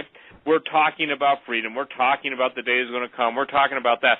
And all of us, and I have a smartphone. Unfortunately, I became aware through my friends sharing with me that I got to keep it in my little pouch. So the point is that if I want to use it, now the minute you use a smartphone, obviously your location is given away. But if there are times you want it for an emergency, but you don't want to be tracked in real time, throw it in the silent pocket. That's not a pitch for a product. It's a pitch for your life. You know, it's amazing. I used to say this, V, all the time. Starting the survival movement, 3.5 decades ago with a couple other guys, I used to say, look, people come into your home, they sell you life insurance. They tell you used to see the syrupy things on commercials. You die, you don't want your wife being cast out on the street. None of us do. We want our kids to be taken care of for whatever reason. That's called life insurance. The minute you start talking about a proactive mindset to take control of that which you can take control of, life assurance, everybody acts as if you're on some foreign planet or something. The idea is simply this: we are now in a position to be monitored. I believe Snowden deserves the real Nobel Peace Prize, and I believe the guy that won it has to give it back, or it should be demanded back. But because the same powers that be that control the power structure of the world award those things, they usually don't give them to true, maybe in chemistry and the sciences, but when it comes to the Nobel Peace Prize and stuff, and some of the people that have been recipients of it, you got to look and say, how did that guy ever get it? Saying all that to say this, If you can do what you can do to keep from being targeted, then do it. Then do it. If you've got a smartphone, if you've got a dumbass phone, you know what a dumbass phone is? A dumbass phone is one that basically the guys just think willy-nilly, and that's that dumbass speak in a biblical term. The bottom line is that they're how do I say this? Not only broadcasting their location, but they're also broadcasting all the data. We are in a cyber war 24/7 right now. I told people that it was told to me by certain people that one of the things that the Chinese plan to do when they land on the West Coast and other places, and people just can't receive this. All the people on Facebook and Twitter, the girls and the dating sites and everything, they've already matched them up with their soldiers. Pastor Langford gave a powerful word. He said, Steve, we were in bondage. We're now going into captivity. Can you believe that, B? Does that sound strange to you? Because does that not sound just like the ancients, to the victors go the spoil? Or is it not living out for us right before our very eyes, Boko Haram and other places in Nigeria where they're just stealing young ladies and raping them, etc.? Am I off on that, V? No, you're not off on that at all. I mean, look at what ISIS is doing with the women, the Yazidi women. I just don't know how to pronounce that. Yazidi, yeah. Yazidis, yeah. The ethnic group that's in Iraq. What are they doing? They're just getting these women and killing off their husbands, killing off the sons, and if there's their daughter, they'll take her, and the pretty ones they separate, and then basically tell them, listen, here's the deal: either you convert to Islam or you're going to basically die, and that's what it is. Okay. And you see Boko Haram, what are they doing? They're kidnapping young boys. They're kidnapping young girls. Let me tell you folks a little secret here. Here's a little dirty little secret about fundamentalist Islam. Okay? It is, not only at one level, I want folks to really pay attention to this. At one level, fundamentalist Islam, yes, it's violent, it's grotesque, it is a death cult. Okay? It is a death cult. But let's take it one step further. Did you know that on top of being a death cult, it's also a pedophilic death cult? Did any of you know that? Did you know that most of the high-ranking members of the Taliban have an affinity towards young boys? Oh, yes, they do. Yes, they do. It's called they're called dancing boys. Okay? One of the things that the Soviets were so terrified about these crazy Afghanis is what they would do to a prisoner if they caught you. They would literally strap a Russian prisoner, tie him up, and the entire battalion of fighters would take turns raping him. So why do you think they want the female genital mutilation? Why do you think they want that? Why do you think they want the most stringent form of Sharia law where women are wearing burqas? And if you understand the history of burqas, it's something that the royalty wore. Because the queens in the ancient Middle East were so beautiful that they'd wear these veils so that the sun doesn't parch their skin. It was a sign of nobility. And then when she'd come into the inside of a building or a palace, he'd, of course, take her burqa off. The fundamentalist Islam has taken that, subverted it, and is using it as some sort of a jail cell for women. Okay? And these are the things. Why do you think they do it? Why do you think they hate women? They don't want women to drive. If they're walking outside, the women have to walk like 30 feet behind their husbands. Women are like cattle. I mean, why? And in fact, the majority level of these Islamic terrorists, they have no idea why. There's something coming down from their imams. But their imams understand. You see, the top level guys who sit on top of the thing, it is a homosexual death cult. There you go. I called it for what it is. It is a pedophilic, and let's call pedophiles for what they are, They're homosexuals. It is a homosexual, pedophilic death cult. Now, do you understand why these people get funding from individuals in the U.S. and as well as Europe? Because it's the same cult. No matter if they paint a veneer of fundamentalist Islam over themselves, or if they paint a veneer of a European bankster or a royal, or if they paint a veneer of an American industrialist, they're all part of the same cult. They're all part of the same clique. You see, there's a reason why 5.5 million kids go missing every year in this country. And that's a whole other big topic that I'm going to probably say for another day. Steve. One of the things that is striking, Doug, you and I talked about this before the show, just in talking about what to cover tonight. And could you believe that it would be stated? See, I believe the Lord is making sure that people understand. In essence, ladies and gentlemen, the United States is on trial. We have had the prosecuting attorney basically laying out the evidence, and now we're just waiting. The verdict has already been passed. People, again, I get emails. Why don't you ask people to pray 2 Chronicles 7:14? Because it's too late for that. Well, you're a negative giver. You don't give people any hope. Oh, yes, I do. I give people the hope of their calling. His name is Jesus. I quote the scripture over and over and over. Friendship with this world is enmity with God. Jesus said, they hated me, they're going to hate you. They persecuted me, they're going to persecute you. But yet the silence, Doug, of what the Western church, both in Europe and in the United States, as to the slaughter, the most heinous, the most disgusting, the most illicit acts of one human being to another. And by the way, I believe it's fueled by demonic appetites, the lust. There is a bloodlust in demons. They have to have it satisfied. The blood is going to boil. And by the way, I just got an email. This is fascinating. Listen to this, Doug. This is out of, I think, the Jerusalem Post, and Zero Hedge is also reporting it. Islamic State to the United States, we will drown all of you in blood. Well, Henry Gruver's traveling around the world to remit blood guiltiness, and yet we're watching blood guiltiness, and what do?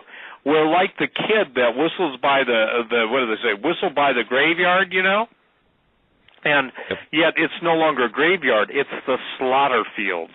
What Pol Pot did is not even on the level of what's being done. Oh, don't get me wrong, he was ruthless, he was brutal and everything else, but you know what? The silence is the greatest evidence against the church in America. Don't give me that religious garbage.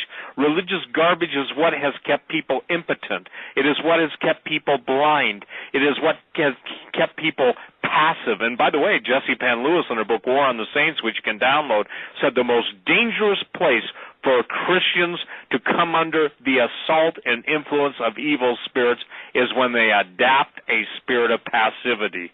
Go look it up, ladies and gentlemen. Passivity will get you captive. Captivity will get you executed. That's why many people are going to die before their time. And that's why Psalm 27 is so important, Doug. So passivity. You cannot approach these times in any more of a passive state. You've got to be active. You've got to be actively praying. You've got to be actively doing anything. Now somebody says, well, what am I supposed to do? Well, whatever the Lord tells you to do. And by the way, ladies and gentlemen, please keep Jeremiah and his relief team, in your prayers. By the grace of God, the listeners to your show have just been a blessing, Doug. They've gotten the money they need now to go over and make a difference. They're obviously going to be there to help as many as they can, and I love it when men of God and their wives know the cost it may cost them, but these people are laying it on the line for the people of God and doing something. Somebody once said, I don't care what you do, just do something. Well, that's not necessarily the case. You have to do what the Lord shows you to do. But I'm done with cheerleaders, you know. 1 minute they're saying, God bless you, Brother V, and the next minute they're putting another word after God.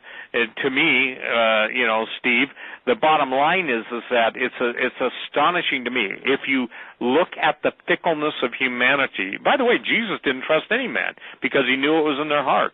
That's why I tell everybody, Doug, for 20-some years on talk radio, take it to the Lord in prayer. Go look up all the sources. I don't put up however many stories I put up on my website just because I'm trying to fill space. As a matter of fact, by the way, ladies and gentlemen, you have to, my stories always scroll. If I get 20 new ones tonight, the old ones you saw today are still there. You just have to go down the bottom and go to the next page. But the point being is that how much evidence, Doug, what's the turning point in a legal case when you go and have testified, you know, on behalf of whoever your client was? What is the turning point? When is the turning point realized in a court of law? I'm not exactly certain what you mean, Steve, but well, after, look, I'll make it easy. You know, isn't it after all evidence has been presented? Oh, yes, and, yes. And the jury rules, okay? Oh, sure. That's right correct, now, yes. ladies and gentlemen, there are people all over the planet. The evidence is being presented. It's in your headlines. It's in your helplessness. It's in your hopelessness. It's in your dire circumstances. It's in been looking for jobs. That's all evidence. It's all evidence. And that's why we're in a position now where there are no longer spectators. It may work with the NFL, and I have my own statement on that whole thing, but the bottom line is we must become active participants. And look, V can tell you this, that when Russia wants the Ukraine, they'll go for the Ukraine. And V, just bringing people up to speed, you know, obviously we're seeing major build-up on the borders. What are your sources telling you, or are they just the same, the sources that are sticking to their guns? I mean, is there anything that's changed when you said months ago that Russia will go in to the Ukraine? And obviously they're already there and they're spec ops and stuff, but what's your statement on the Ukraine right now? Well, one of the things that, you know, people always say is, you know, hey, you know, if you talk about a mid-July to late July date, obviously that hasn't happened. One of the things that people have to understand in the intelligence business, even when you look at even the very elites themselves, nobody could plan something 100%. Nobody could project something 100%. So when, you know, I hear something that I know has come from a very credible, very, very credible source, then I pass it on. Okay, that doesn't mean the information is exactly how they say it and when it's going to say it. Okay, because there's always a margin of error, and these things can end 1,000 different ways. That being said, okay, the thing that really derailed a Russian response, and check this out, folks. This is very convenient. We're looking at mid-July. There was supposed to be a Russian response mid to late July. What happened mid-July that kind of derailed the Russians? Flight MH17. You see that? Oh. And there you go. That. Do you get it? Yep. Yeah. And what was being reported when before MH17 was about to go down? Everybody was talking about a Russian buildup on the Ukraine border. All of a sudden, MH17 gets shot out of the sky, and the Russian response has to stop. The MH17 also served a purpose, amongst all others, to stop a Russian response, to slow it down, which now the Russians had to go ahead and get their crack team of investigators in to go ahead and defend themselves. But they're not the ones who shot this plane down. Now, fast forward to where we are today. Okay. The same people are saying, V, there's going to be a response. We could probably see it right now and probably September. And what's happened? Well, we've seen the Ukrainians last Friday, they shelled a Russian convoy. And today there is fighting, just occurred, 3 hours ago, there's fighting confirmed between the Ukraine military forces and Russian separatists again, over a convoy. While this is being done, okay, you got to understand, we're approaching the winter. Okay, we're approaching the time when it's going to get cold. It's going to be another cold, brutal winter this year. Okay? We've had a very cold summer. It's going to be a brutal winter. Now, it is very important to the European market as well that the South Stream pipeline gets completed. Russia has two pipelines, Nord Stream and South Stream, that circumvent the Ukraine. Okay?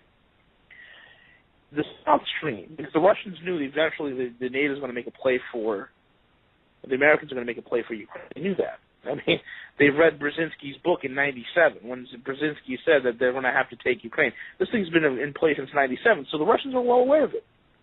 That's why they were creating the Nord Stream pipeline and the South Stream. The Nord Stream's complete. Now they're waiting for the South Stream to come on. It's got to cut through Bulgaria. Bulgaria today, just a few minutes ago, and this is hot off the press, just about 3 to 5 minutes ago, announced that they're halting the completion of the South Stream pipeline because all of a sudden NATO just moved 12 F-15 fighter aircraft along with military personnel into that area. This, hot on the heels that we just moved an Aegis-class missile cruiser, a Ticonderoga-class Aegis cruiser, into the Black Sea. Couple that with a French cruiser, which is pretty interesting. So you see, folks, the things are being built up.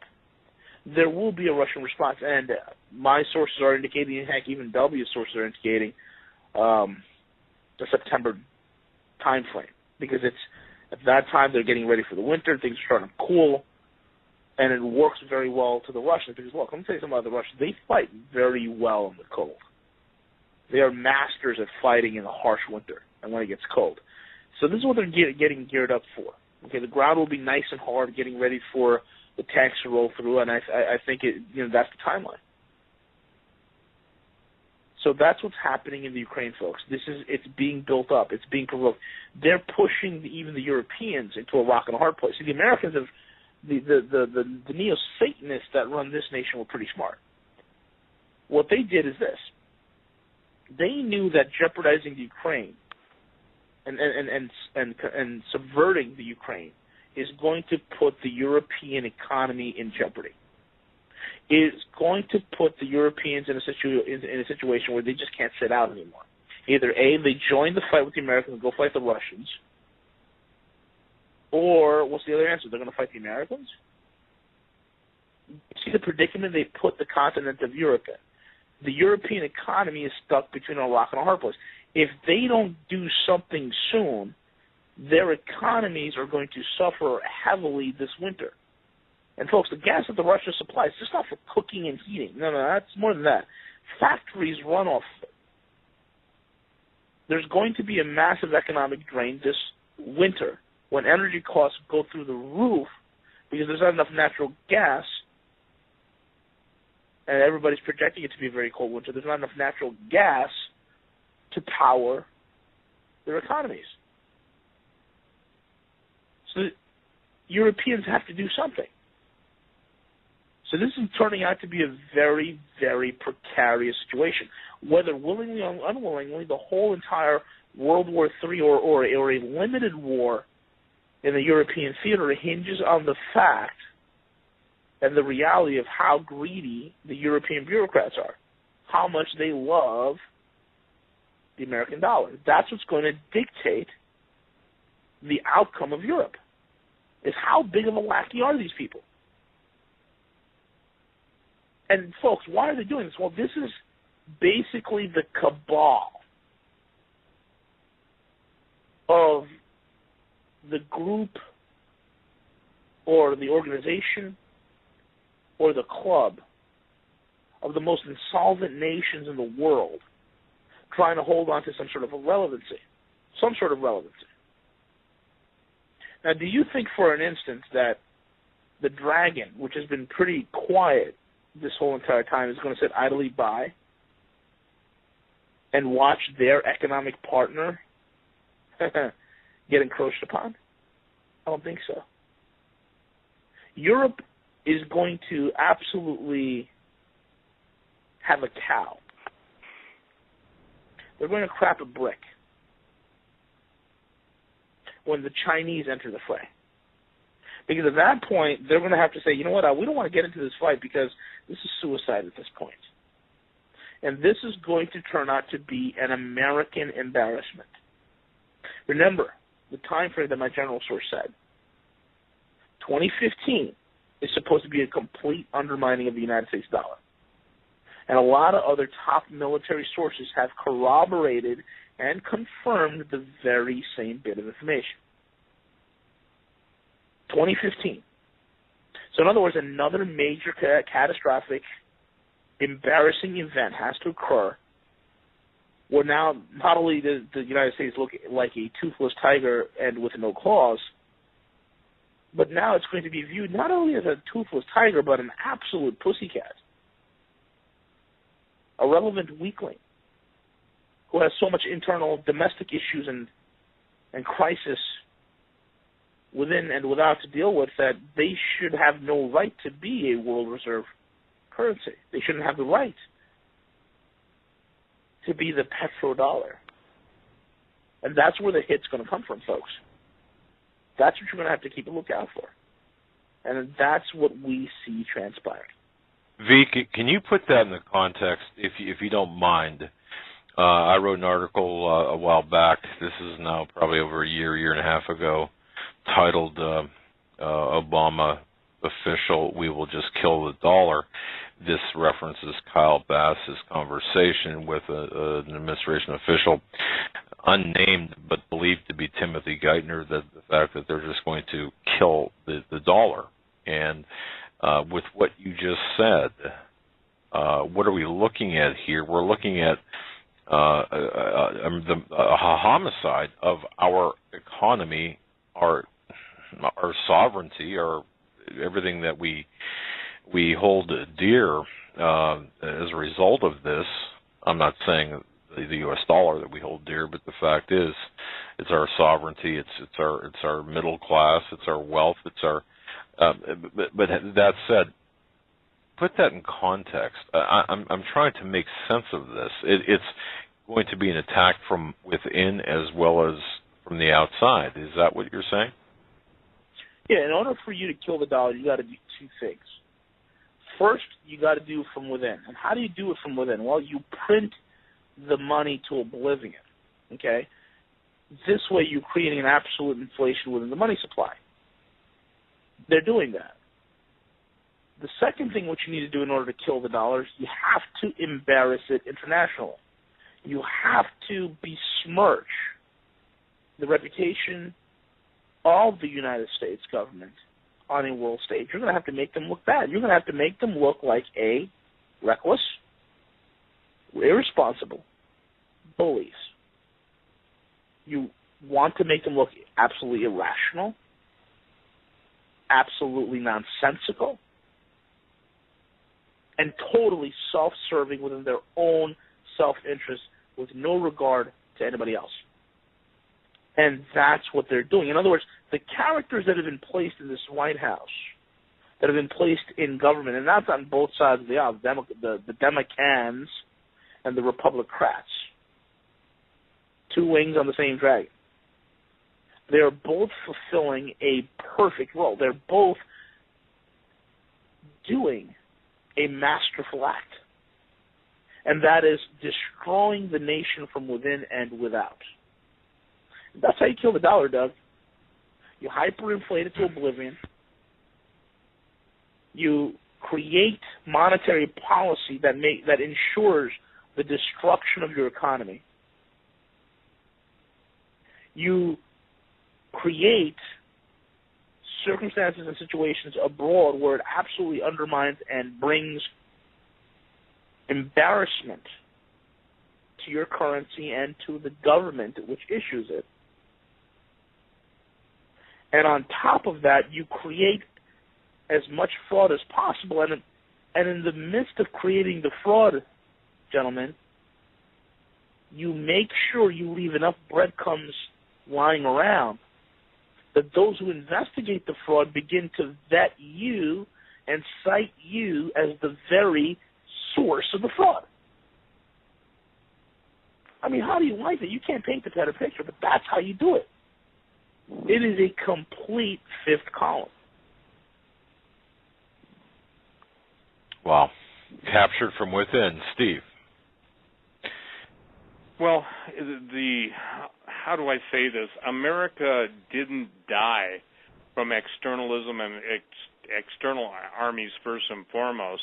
It died from its will to survive, and it died when it, and I'm serious, it died when it basically allowed the left to steal our heritage, to mock God.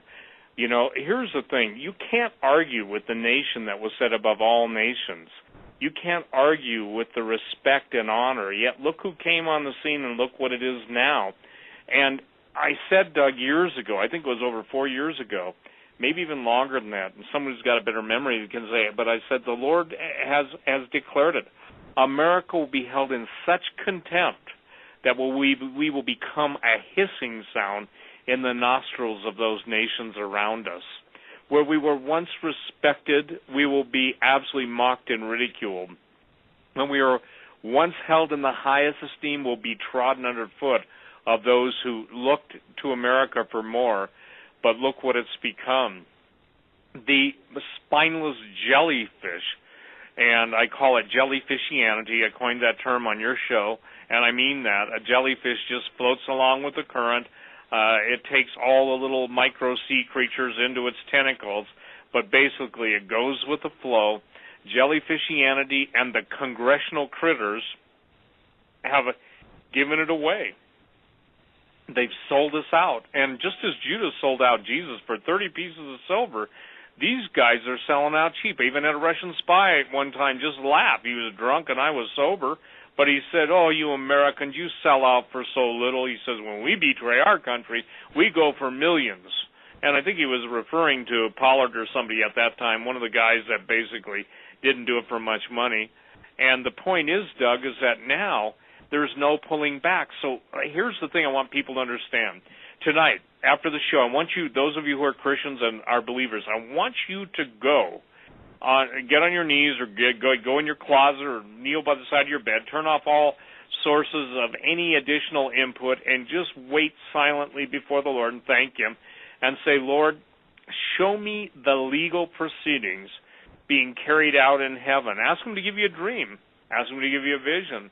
But I want it to be understood more than anything tonight, Doug, that we're in the process of where the prosecuting attorney, and his name happens to be the God of the creator of heaven and earth, you know, I call him the Lord God of heaven, whose son is Jesus Christ. We have an advocate with the Father. For those of us who have been sinners, Jesus is our defense attorney. But that doesn't stop the Father from issuing judgment upon the nation. And that's the biggest point of contention I have with my emails. People can't get over the fact that it's over. Someone says, well, you know, and they can say negative or whatever, but look at the standard of living. Look at the death of the middle class. Look at the statement even today, and it's been the story that, you know what, half of Americans have nothing saved for retirement, and yet look at the people being paid $6,000 a month to take in immigrant children. Look at the people coming in this country who end up with bennies and all the government aid of $30,000, $24,000 to $30,000. Well, look at all the students who have huge debt, in some of them six-figure, and if you're going into medicine, and look at what's gone on with Obamacare. Look at how many doctors and nurses are leaving the field. The point is it's all eugenics by design. The elderly, instead of being recognized and being grateful and honored, they're chattel to be thrown out, to be trodden underfoot. The babies who are the next generation, they're to be destroyed as a sacrifice to Lucifer. Their blood runs even now in the heavenlies as high as a horse's bridle. And I don't know, and I can't prove this, but I believe that because the nation wants blood, I believe the Lord is going to allow all the blood of the slaughtered innocents to run. No one's ever said that before that I know of. I've never said that before that I know of. And until the people of God get sick of the blood, that's being senselessly spilled, to the murder of the innocents, to the absolute slaughter of women worldwide. And look, ladies and gentlemen, again, I'm going to say this. There is no greater friend to womanhood worldwide than the Lord Jesus Christ. No greater emancipator, no greater defense attorney, no greater elevator, not over a man, but because of his godliness and because of his calling and because of laying down his life. There's no one more wonderful than Jesus in sharing his blood. And you know, it's real simple. We're either going to take the blood of a lamb and believe in Jesus Christ through faith in his word and by the Holy Spirit and our yield and surrender and our repentance, or we're going to be covered in blood. That's it. I'm sorry. There are no, well, maybe I can just hang out on another planet and wait until this one becomes more susceptible to my idea of the way of fairness. No. Listen, the war is against you. The war is raging against you, yet God said, fear not, for I've given you power to tread on serpents and scorpions and over all the power of the enemy, and nothing shall by any means hurt you. You know, V said an amazing thing, and I've never heard it said that way before. Republicans and Democrats, just two different wings of the same dragon. I commend you for that, V. I'm going to incorporate that because that's way, way more definitive. Doug, do we got to take a break? Do we have to take a break? Yes, we do, and that's up there with jellyfishiosity. I just jellyfishianity. I'm sorry, jellyfishianity. Oh man, we have to have a new lexicon for Steve Quayle. With that, we'll go to the top of the hour break, folks. We're listening to the Hagman and Hagman Report on this Monday, August 18th, with our special guest V from the RogueMoney.net, and Steve from SteveQuayle.com. Bookmark both their websites, as there's lots of great information and content. 2014, I'm Doug Hagman. In studio with me is Joe Hagman, my son, fellow investigator, fellow researcher, Joe Hagman. Together, we are the Hagman and Hagman Report. You know what, ladies and gentlemen? Let me just bump in here and say this. I'd like everyone to really, when you do hit your knees tonight in prayer, as Steve mentioned, I'd like you to pray for both Steve and V. Are you noticing a drag? And this is not to take anything away from either one of them, but I got to tell you something. You look at this information, and it really, there is this incredible drag upon you, upon a physical person, your physical health and your mental stress. I mean, it's very stressful when you follow this information and you attempt to package it, for example, the way V packages it in digestible portions for us to listen to it, and Steve the same way. So please pray for these two gentlemen, for their strength, for their health, and for their safety, because I got to tell you, this is not light subject matter. This is pretty rough stuff, but you need to hear it, and these two gentlemen are giving of their time. The way I look at it, we've got a platform. We're here, but these two gentlemen in particular are gifting their time to all of us. So with having said that, I just want to thank UV, the Guerrilla Economist. His website, by the way, folks, and bookmark his website, RogueMoney.net, just off of a fantastic debut radio the show this past weekend, and of course Steve Quayle, SteveQuayle.com. I talked to him. I think it was it was early my time, or it was early my time for crying out loud, so it had to be early his time. I don't think the guy ever sleeps. But with that, Steve, I'll turn it back over to you, sir, and you can direct us where you want. Well, thank you, Doug. I think we're at the point now where one of Tom Horn's major concerns, and it's mine also, is that tonight V and I are talking about, cursory defense systems and the failure and the treason, but the greatest battlefield I know raging right now is in test tubes and laboratories, where the human genome is being, how should I say this, dissected and put together in the most horrific configurations. Somebody said, where's the next battlefield? I said, it's being fought in the laboratories, in secret laboratories and underground laboratories with creatures that, quite candidly, my best attempt, even by explaining them mythologically and in the contents of historic legends, it fails. This is why, ladies and gentlemen, it's so critical when you understand how wonderful it was when God created man in his image and likeness, and why the devil hates that more than anything in the world. And what you see every time you see some poor guy being shot, and whatever the reason, there are other ways to restrain a guy than blowing him, shooting him 6 times. And I understand I'm not a policeman, but I also know this, that watching everything that I see on YouTube and watching, the abuse of power and the military and stuff, what that is contempt for human life. And I, for one, believe that it's my goal, and I believe V believes this too, to inform. We want you to get out of harm's way. If that's scary, so be it. But before you go calling it doom porn, just say this. Say, what's changed in the last couple years, 4 years, maybe 6 years, that wasn't like this before? And you're going to come up with an agenda. But you're not just going to come up with the political agenda or the old paradigm of the left or right. What you're seeing is supernatural Satanism. What you're seeing is the unseen becoming visible. What you're seeing is nightmares walking the streets, not only in the nighttime but in the daytime.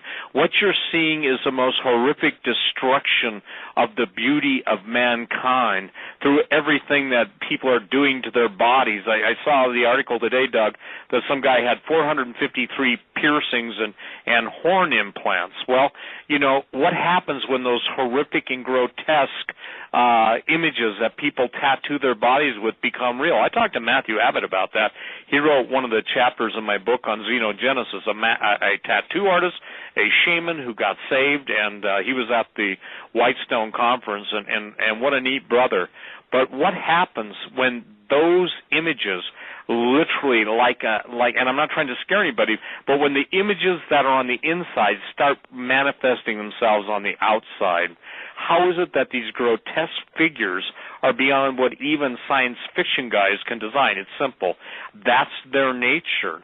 And for the people that are absolutely invoking the powers of hell and the entities of hell, when they burst forth out of their chest like an alien movie or out of their skin, then I think that people will understand that this body that the living God created to be one way is being destroyed in every way possible, whether it's the air, whether it's the water, chemtrails, food, GMO, non-GMO, vaccinations.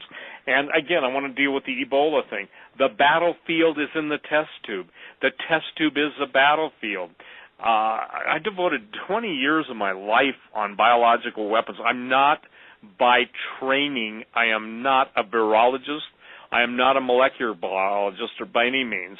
But what I am is somebody that knows that if you follow the root of something, you're going to see where that root will produce fruit. So the battlefield is for the very soul of mankind. It's for the very existence of mankind. And how can you look at your children? How can you look at your grandchildren and stay silent, stay passive, stay indifferent, and stay in the seat of the scornful, Doug? If most people that do nothing but hang out on boards would absolutely start to look at, and it is a chief complaint of mine, as I shared years ago, and someone said, "Who are you to tell me to get off Facebook?" No one, just somebody saying, "Hey, get off your faces and get on your face before the Lord." Look, I have brothers and sisters I know, and some of them you know well. They're on Facebook. I can't tell them to get off, but if they ask me, I say, "You shouldn't be on that." "Well, you don't know, Brother Steve, about my witness. You don't know, Brother Steve, how big my ministry is." That's like, in my opinion, saying you're just a little bit pregnant. You see, ladies and gentlemen, the Scripture says have nothing to do with the hidden works of darkness. And a little leaven leavens a whole lump.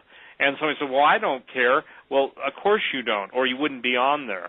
The very fact that the root of all social networking sites, hear me, was set up by Marcus Wolf, the quintessential spy master for East Germany, and Yevgeny Primakov of the Soviet Union, KGB spy master, that ought to cause most people to sit up and take notice. How can you forgive the word, and I won't use that word, how can you complain and whine and take on the whole issue? If you're in the devil's ball game, get out of the devil's ball game. And for the record, if most, quote, men who enjoy NFL or NBA or, you know, whatever those games are, baseball, basketball, hockey, it doesn't matter, since when is that redemptive? Well, you don't understand. It helps me to take my mind off the world. No, I do understand, and that's exactly what they're designed for. Psychological warfare is it at an unparalleled, what would you say, energy level right now.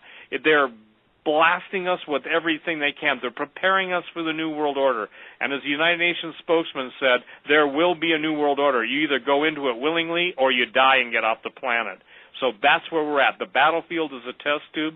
And, you know, Doug, I think about this. Thanks for asking prayer because, you know, obviously I'm dealing with my own mortality. I have my friend Greg Evenson, and I want to thank each and every one of you that offered him a kidney. I watch Hawk suffer, go through the stuff. I watch Oyears, a mighty man of God, a mighty man of valor, and just the crap the VA throws at him, and then all the spy agencies, they're worried that he might, quote, break his oath, and the torment and the fear and the attempts on his wife's life. And I want to tell you sometimes, I want to scream. Maybe that's why the Lord won't let me scream. I physically can't scream. My vocal cords won't allow me. But instead of that, I start praising God. I start praising God for the solution. I start praising God for the Word of God, which says the whole world lies in the evil one. I thank God for the young men. I thank God for Timothy Alberino. I thank God for V. I thank God that V's not ashamed of the gospel. He basically, he's got a magnificent testimony, and he's also been gifted. You see, man's giftings aren't for us to sit and take selfies with. The giftings are to help others come into the fullness of knowledge. And Doug, you get them, I get them, David Langford gets them, V gets them, but people send us emails all the time. Thank you for helping me to come back to Jesus. You know, there's nothing greater that can be said than that. Thank you for helping me to come back to Jesus, or thank you for leading me to Jesus. Because my Bible says that they that win souls are wise. My Bible says that they will be as the stars that shine in the sky, and all the heavens declare the glory of God. So while we're winning souls and bringing people back to the Lord Jesus Christ, the glory of God is amplified beyond even what we see in the night. And eyes not seen, nor ear heard, nor entered in the heart of man at any time, the things that the Lord has prepared for those who love Him. I know this. I know too much stuff, okay? And with much wisdom, or excuse me, not much wisdom, but with much knowledge comes much sorrow. But I would trade it all just for a touch of the Master's hand. I would trade it all in a heartbeat just to once again say, Lord, thank you for your redemption. Thank you for your knowledge. I don't want knowledge. I mean, I got a lot of knowledge, and I'm not saying I'm wise. I just have a lot of knowledge. But facts without wisdom, all they do is basically trouble your heart and mind. But the wisdom comes in knowing that Jesus in Proverbs 8, go read Proverbs 8, everybody, when it says, I wisdom, that's talking about Jesus Christ, because it said that Jesus was made the wisdom of God to us. That's what the Apostle Paul says. So what I'm doing, Doug, and I know that V's doing, and I'm going to turn it right over to him now, is we're trying to give you the best scope of what we've been either given by the Lord or gifted with to try and get people to understand they can act. They don't have to be victims. They can be victors. That used to be, I think, a byline I used to say. It's always better to be a victor than a victim. And so that's what we're trying to do. And I say this, that thanks be to the Lord Jesus Christ, who gives us a victory. And the one word that is so lacking from the modern expression of the redeemed to the Redeemer is triumph. Because that's a scripture that basically means after everything that's come against you, after everything that's brought you down, throwing you down, sure, you may have been thrown down, ground your face in the mud, and gone swimming with the pigs as a backslider, but the Lord lifts you up and He washes your face, He washes your heart, and He gives you a new countenance. Go ahead, V.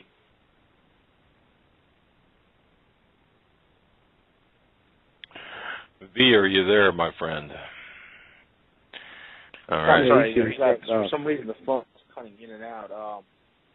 Could you repeat the last thing you guys said? You are cutting out. Yeah, I don't know what's going on to it.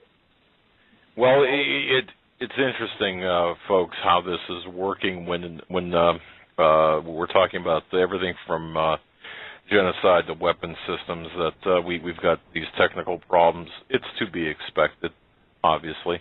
The last thing that was said was basically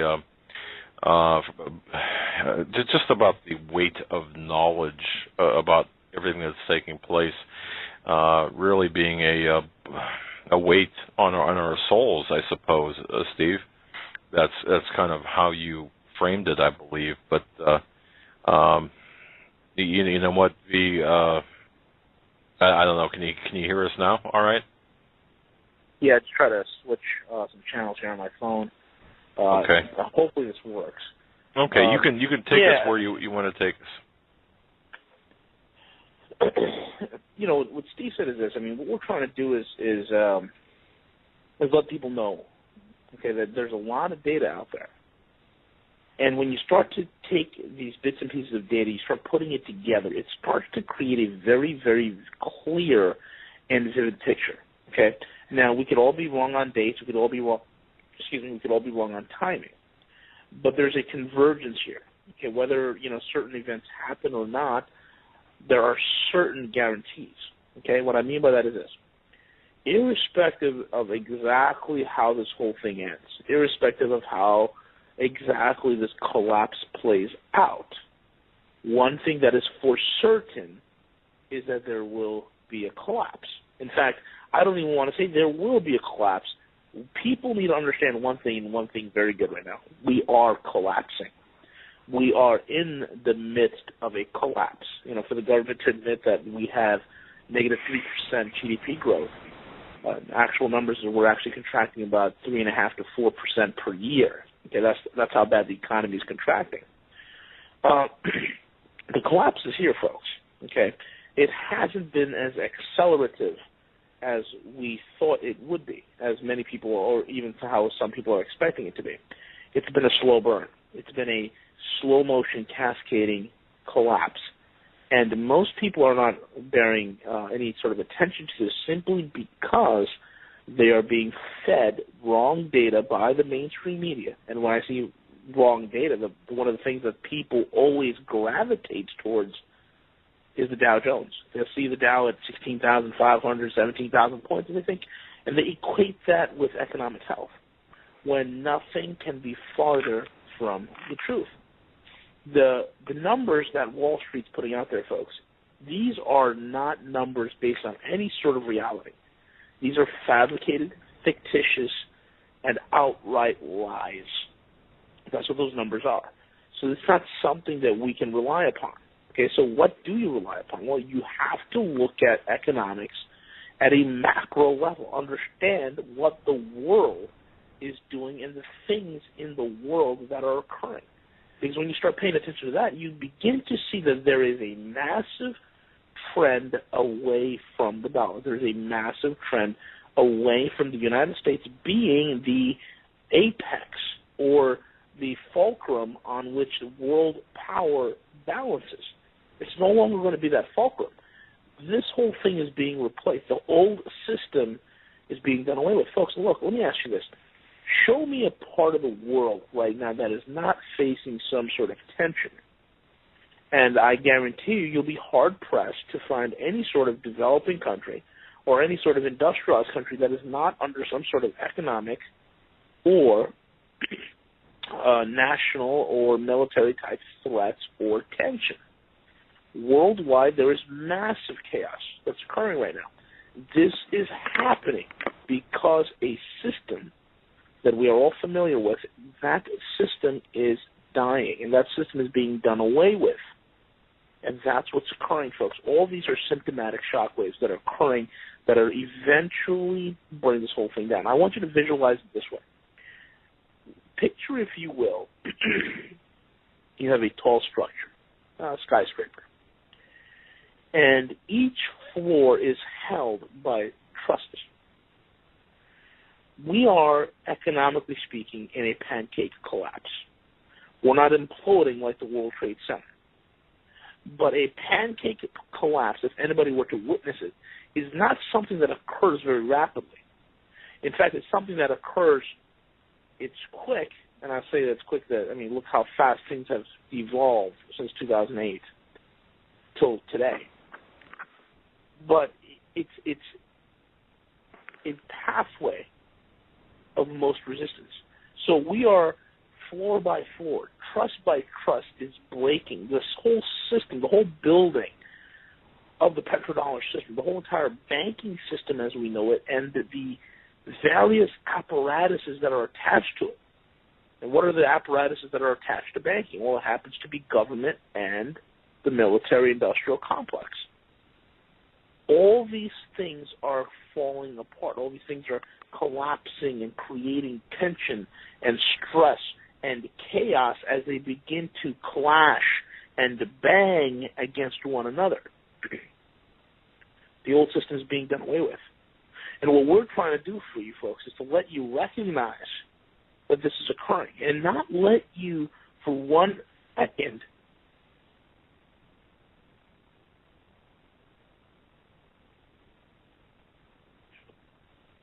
You cut out there for a second. Can you hear me now? Right after you said the word second, you cut out. Interesting. What we're trying to do is not let you take it easy, okay? You need to relax. You need to enjoy life. You need to do all these things. But don't lose sight of the fact of what's important. The imminent approaching, the imminent arrival of these events should make your life that much more appreciative into the minutiae and the details of daily life. The most mundane things should have more meaning to you. You should slow down a little bit and begin to appreciate the things that you have been blessed with and things that you have. And then while you do that, you have to make the right preparations to make sure that when you come out on the other end of this whole entire thing, that you have a semblance, the worst, or if you're blessed enough to hold on to as much of a normalcy as you possibly can. And normalcy, folks, is not something that is defined by the things you possess or the things that you own. Normalcy is something that is what I feel to be a state of mind within yourselves and amongst those whom are your loved ones. And that's the whole thing here, folks. There are great and grievous events that are occurring worldwide. We are on the chopping block. Excuse me. We are on the chopping block. And we are being carved up. Your country has been sold out. And there are many of those who think, well, once we collapse and we go into this whole thing, someone wants to trade with us. Someone, we'll be able to rebuild our infrastructure and rebuild our economy and this, that, and the other, and get back into the marketplace. Yeah, you could. Only if you overthrow the yoke of your enslavement. Only if you overthrow the powers that be that have their boot to the back of your neck. Unless the populace awakens and understands and begins to identify who their slave masters are, they have no hope in creating anything on the other side of this whole entire collapse. Steve. One of the things is that basically Abraham looked for a city whose builder and maker was the Lord, and the thing is that I think that there's something happening, Doug and Joe and V, as the days grow darker. The promise and the brightness of his coming, I'm talking the second coming of Jesus, is becoming more and more the focus. I think the greatest tragedy, too, V, especially in Christians or those who profess to be Christians, is they don't understand that we will all stand before the living God and give account. And one of the things that is the most perplexing to me is the fact that people who know better still sit, and I'm praying that after this show and others they get out, but still sitting in a mausoleum hoping that they'll find life there. Jesus said, let the dead bury the dead. And it's also amazing to me that with the acceleration, again, let's just take two issues we talked about tonight just to basically refresh everyone's memory. We have the situation where the entire U.S. Navy was rendered inoperable, and basically the ship had to be towed, I believe, to port, and then there was a mass defection of naval officers who quit. You couple that with the 8,000 naval officers who are going to, not officers, but the master sergeant equivalent in the Navy. I forget what they call them. The point being is, and then we coupled that with the 500 majors in the Army the other day, and all of, just so you know, ladies and gentlemen, between 2009 and 2013, up to 2009, there were 5,000, I believe it was 5,030, people who had been forced out of the military. In 2011, it was 11,300. So the amount of people that are being forced out, and these guys are being forced out with their benefits. And again, Doug and V and Joe, this is one of the things, in my opinion, the two great sins of the United States are abortion and the abandonment of I'm going to put them together, the abandonment of the elderly and of the veterans. Every single law. Now, somebody who's a Native American said, Steve, every Native American knows what's happening to the vets. It's happened to us. If you listen to a liar make a promise, can a promise by a liar ever be fulfilled? Absolutely not. Again, but Doug, Joe, V, every day people turn on the same vomitous lying diatribe by switching channels, and then they go to something when they think they've gotten the news, and whether it's Justin Bieber, I use this only as an illustration, I could care less, or Selena, or the Kardashians. The Kardashians is probably the best example of narcissism at its highest focus and in the faces of the people of this country. And it's amazing to me that when narcissism is elevated, Jesus said, if any man is going to follow after him, let him deny himself, take up his cross, and follow the Lord. Well, I used to know an old photo salesman. I had some photo stores, Doug V, years ago. That was my first business when I was like 21, and that's a long time ago now. But his name was Bob. His last name, I'll just say, was R. And he used to always come in, and the first thing out of his mouth was, deny yourself nothing. Well, to a hedonist, I'm sure that appeals. But he died a very lonely, broken man, abandoned by his family. Evidently, he should have denied himself and embraced his family.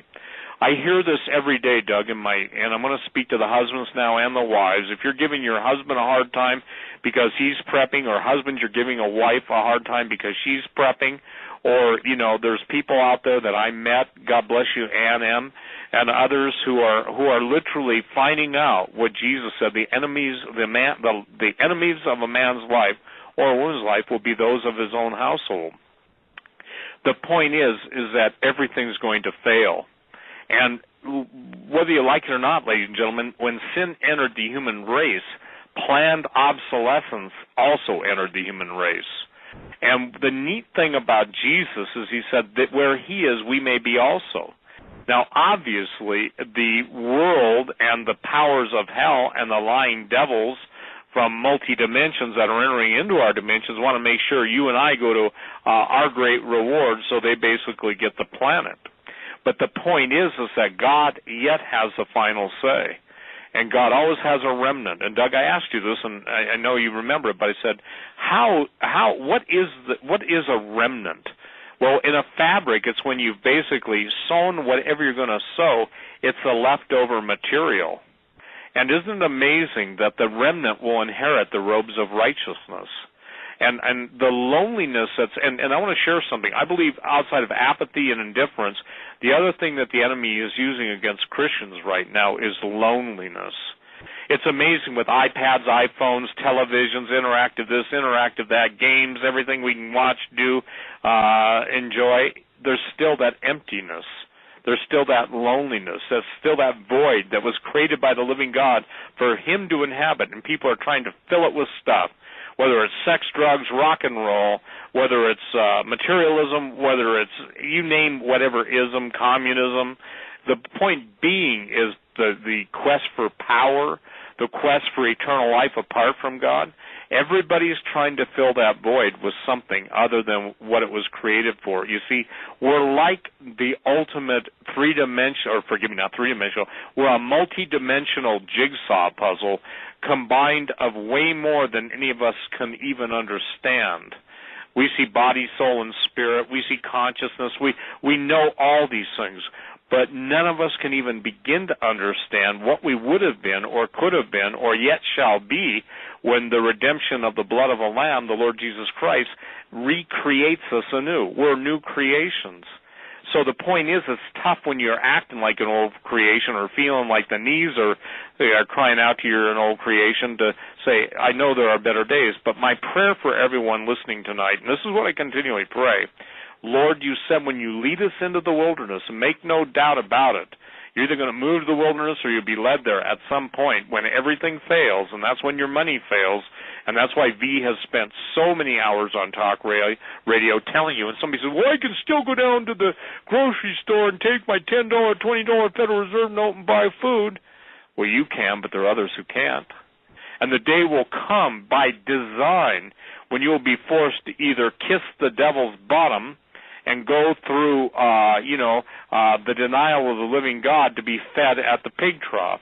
Because, ladies and gentlemen, make no bones about it, even the highest-ranking Luciferians have their hopes dashed and their how should I say this, bleak encounter with reality. I don't know if you ever saw V, Doug, or Joe, but I saw a picture of Angela Merkel and a bunch of people dressed in black robes with some kind of strange symbol on it, and they were bidding departure to one of their high-ranking members of whatever they were involved in. It was obviously dark. They were obviously wearing black robes with a sash on the top that gathered the robe together. I don't know if any of you ever saw that photo, but immediately I looked at their faces, and I knew that they knew that guy had gone to the very powers that they had yielded themselves to. In other words, they knew there's a certain fate that awaits them. Did you ever see that picture, V? Steve, I'll tell you, I've never seen it, and I'm not sure what happened to V. I know he's having technical issues. Okay. V, are you there, my friend? Is he there, V? He just dropped off. Yeah, he's having technical issues. Well, I got it. But, Doug, here's the thing. You're right, Steve. Well, you see, it's not enough to be right, and again, everybody wants to make sure. I got to share this with everybody. This is funny. I had a guy write me a letter and tell me what his brother thought of me. Okay, now I'm not beating up on my critics. God knows that they're like ants; they're always around. But the point is that he said, "Yeah, I looked at Steve's I'm back on. Okay, I just want to finish. I'll give it to you. He looked at my prophecy and he said, well, yeah, that guy's been saying the same thing for 20 years. And I said, Doug, today, I said, yeah, they'd have a real problem with the revelation now.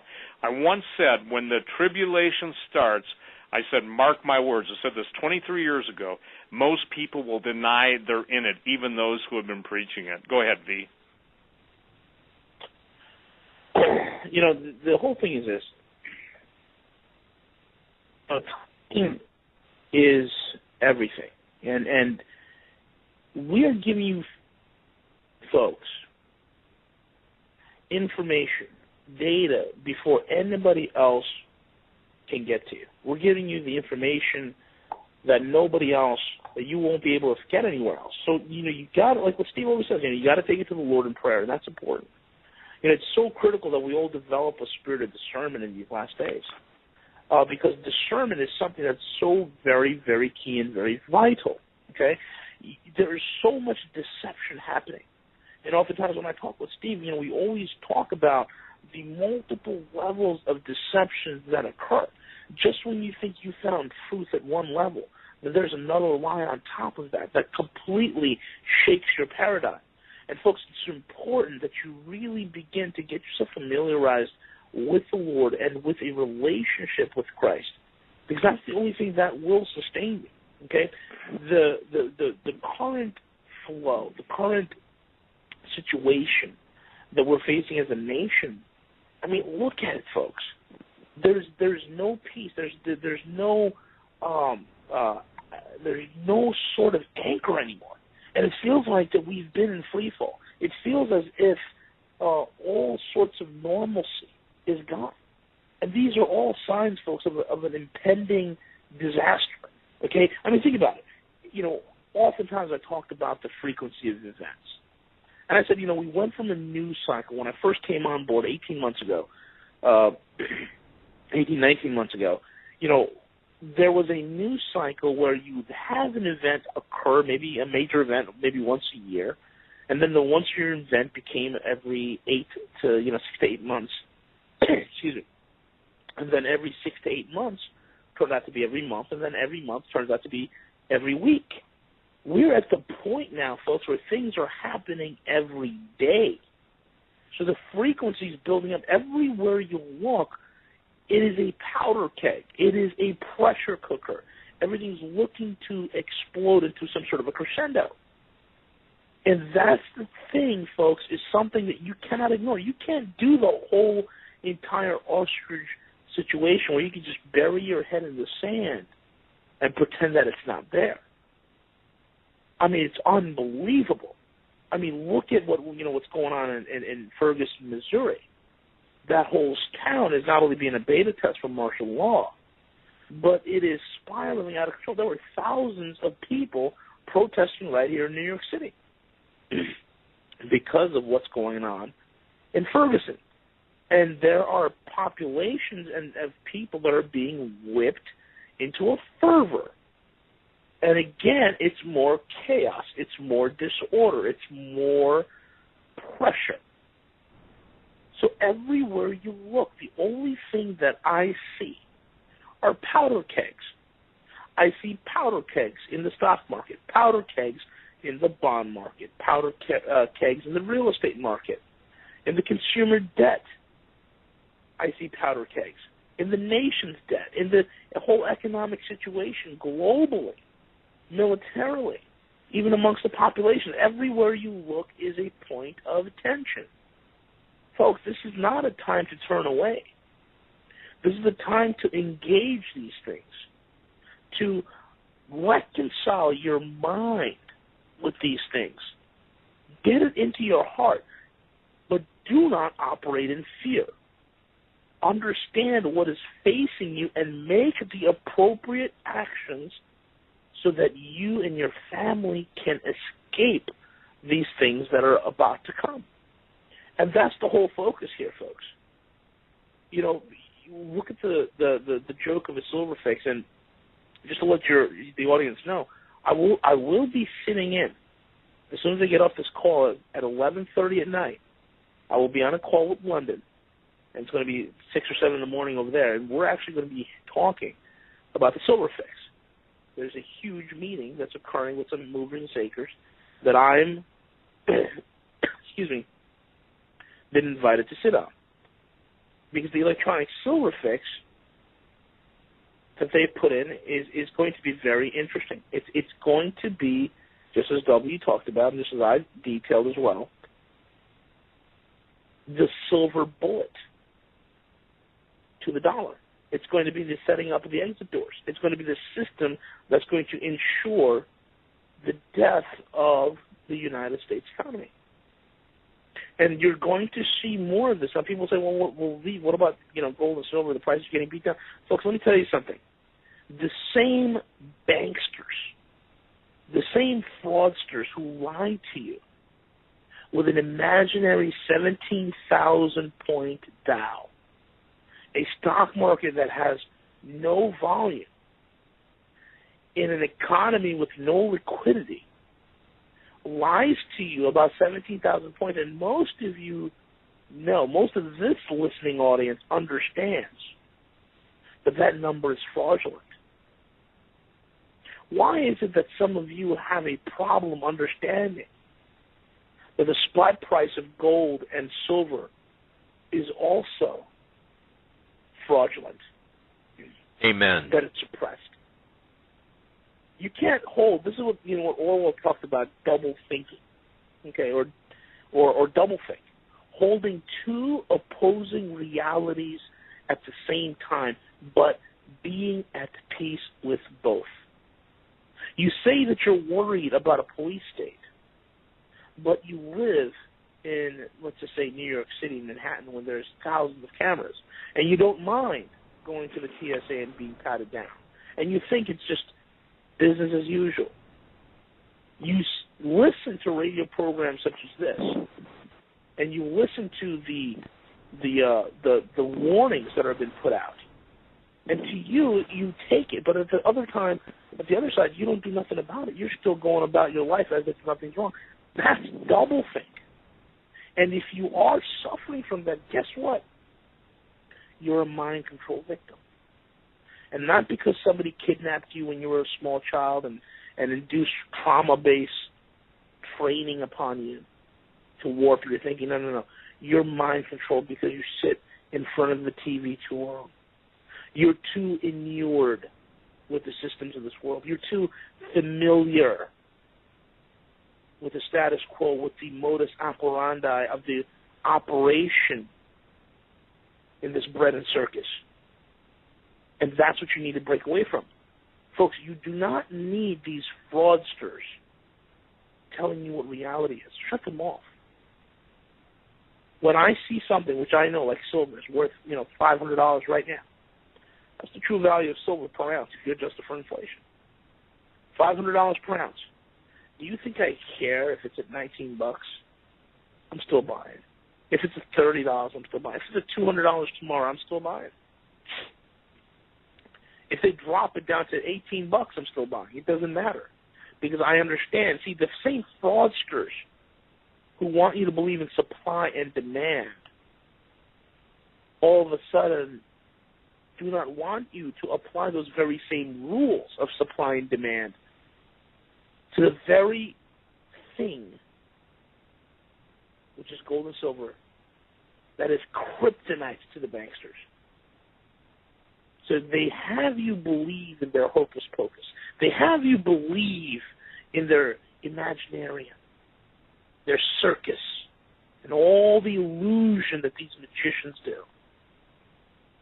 And you believe it. You believe that the unemployment rate is 6.7%. You believe that XYZ company had a $2 billion corporate earnings profit. All the superficial things that are based on fluff. You are sold to the phantom growth that is in this economy. And you think that it has some sort of merit or bearing, as it is the very thing that determines your reality and existence. And if you're that person, folks, you need to unplug because you are under some sort of programming. That's why guys like Steve get on the radio, and Doug, and Cho, and myself, and Hawk, and Evenson, and W, and all these guys. That's why we get on the radio.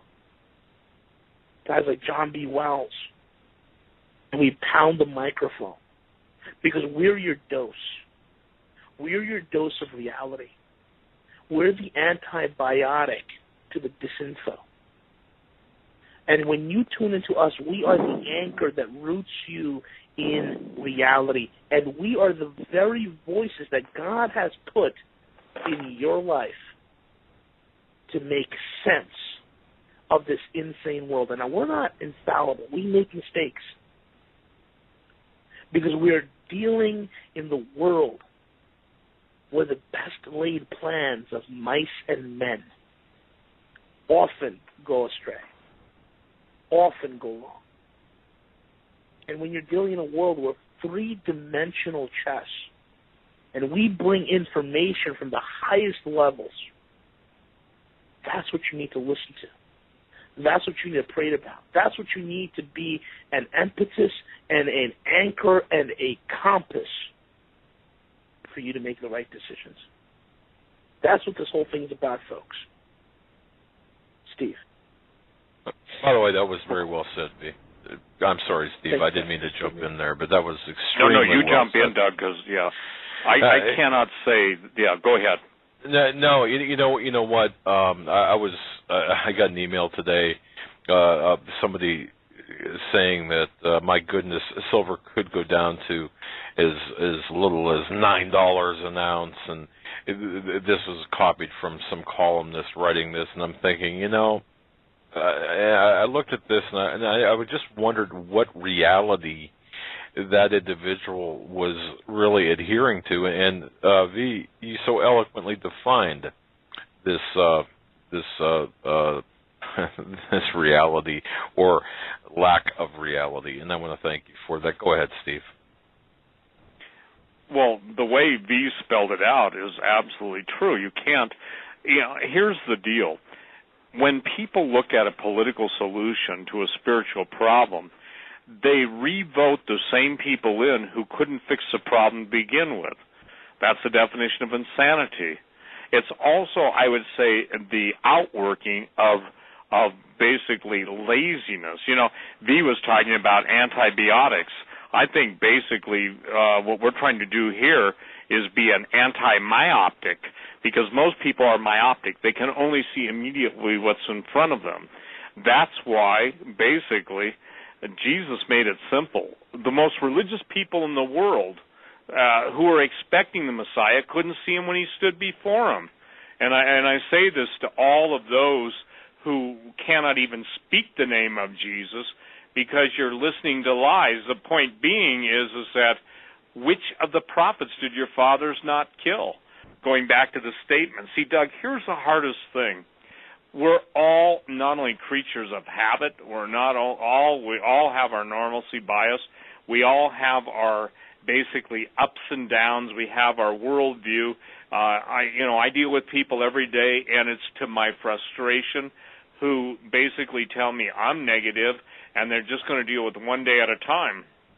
Well, everybody who was slaughtered with the Yazidis, and also everybody in those Nigerian pastors. I don't know if you watched that, Doug, and I don't know if you saw it, V, but they just laid there as Boko Haram slit their throats.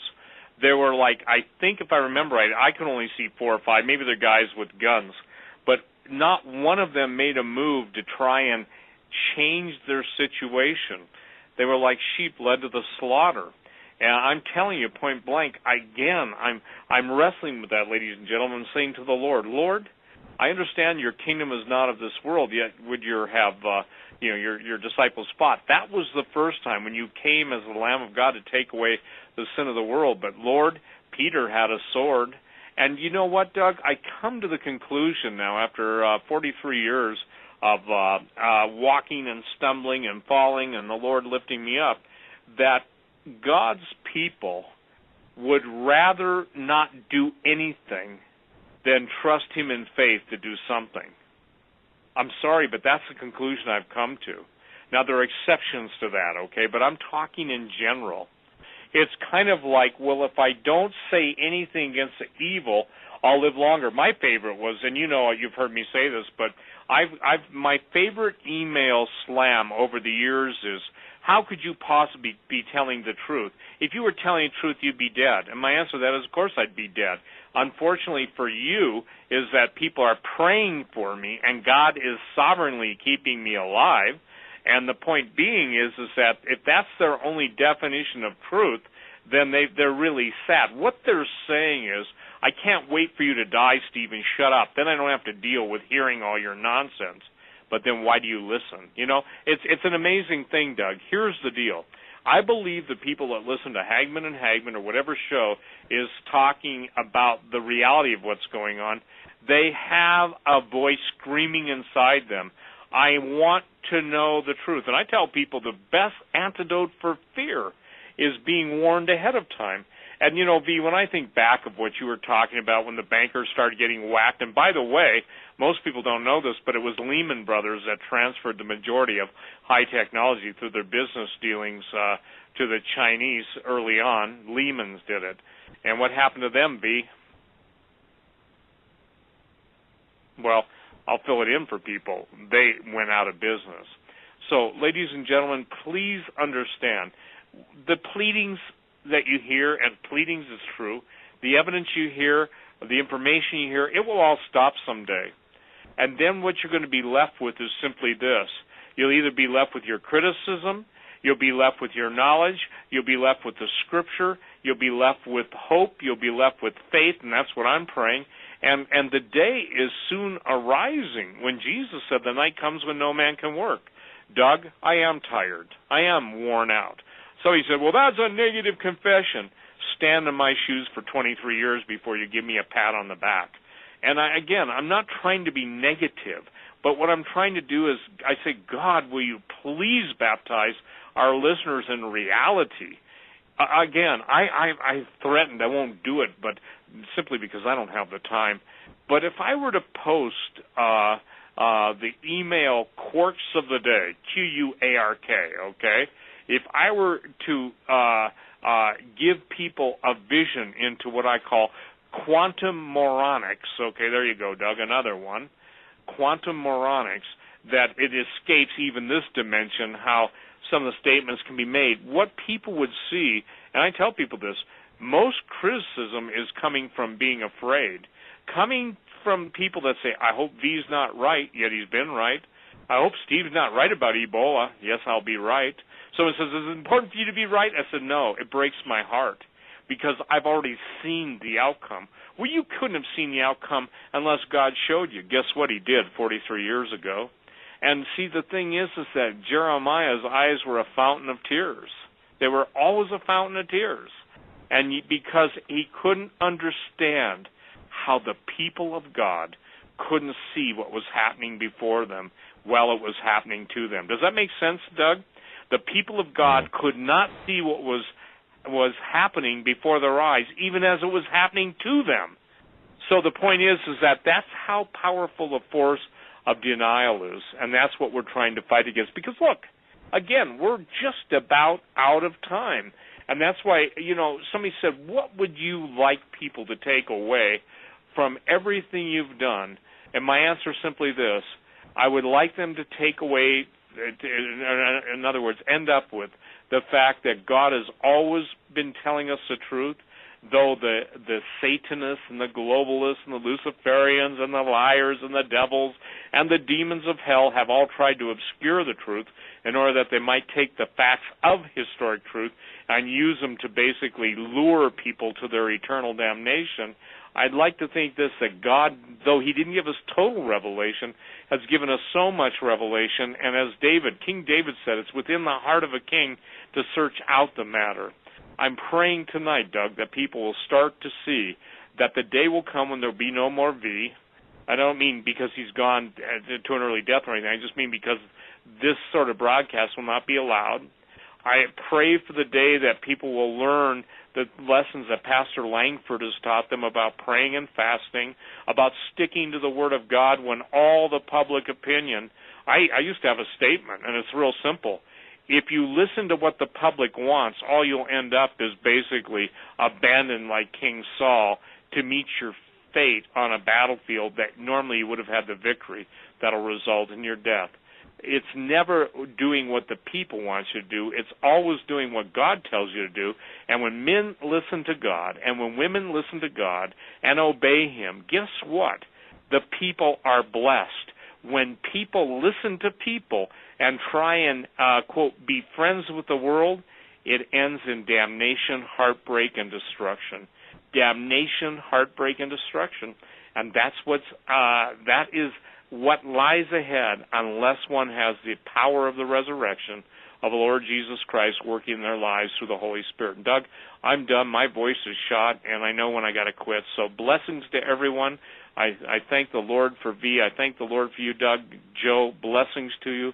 I thank the intercessors for Romy. God bless you. Beata, bless you.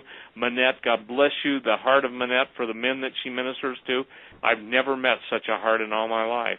For those of you who are prayer warriors and intercessors, keep it up, because that's the only reason we can. And pray that the eyes of the understanding of the people that listen, pray that the hearts of the fearful will be turned into stainless steel, and that the men and women of God will arise for this time in history, unlike any time that's ever been or will be after this.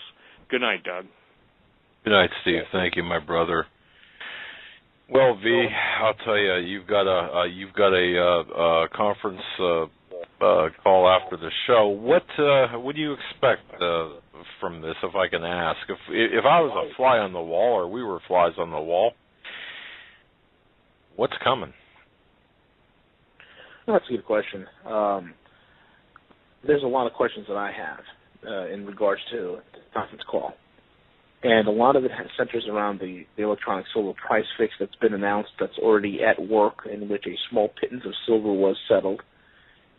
And I think what it will really surround itself on is how they're going to have the type of volume that the old silver fix had. So I guess tonight's meeting is pretty much going to be about positioning the new silver fix and its role for the settlement of all the contracts that are still kind of out there. They haven't completely gotten a hold of it yet. So it's going to be pretty interesting to see what their strategy is going to be.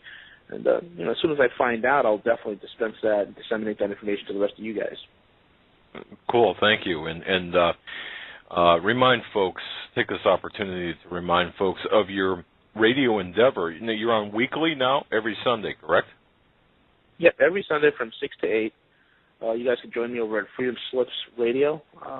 The Guerrilla Economist radio program is on from 6 to 8 every Sunday. And again, there's the website, roguemoney.net, subscription site, $2.99 a month for the front row seat. And if anybody got any questions or anything, you can always contact me at Guerrilla Economist. One word, that's Guerrilla, Guerrilla Economist at Gmail. And that's about it, Doug. I got to tell you, I just you were very eloquent tonight. I want to thank you so much for your time, and I know your time is very valuable, and your insight is indispensable. God bless you, my friend. Thank you, Steve. Thank you, V. Good night, guys. Take Good care. Night. Bye-bye.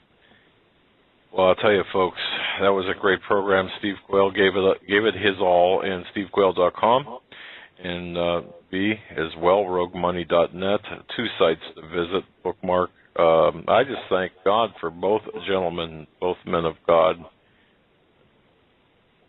Absolutely. Man, I'll tell you. Lots of time and effort and thought, and we thank V for his time and Steve for his time and insight. And, we just got to keep paying attention and keep our head up and stay in prayer and stay in the Word and keep looking forward. Absolutely. And don't forget, folks, HagmannandHagmann.com. That's HagmannandHagmann.com. That's where we're putting all of our show prep, or show information, show prep, and that's going to be our central hub, HagmannandHagmann.com. And please bookmark that. But still frequent, HomelandSecurityUS.com for other information as well. God bless you all. Thank you so much for tuning in tonight. We'll be back tomorrow with Stan Dale. Have a great night. Stay safe, and God bless.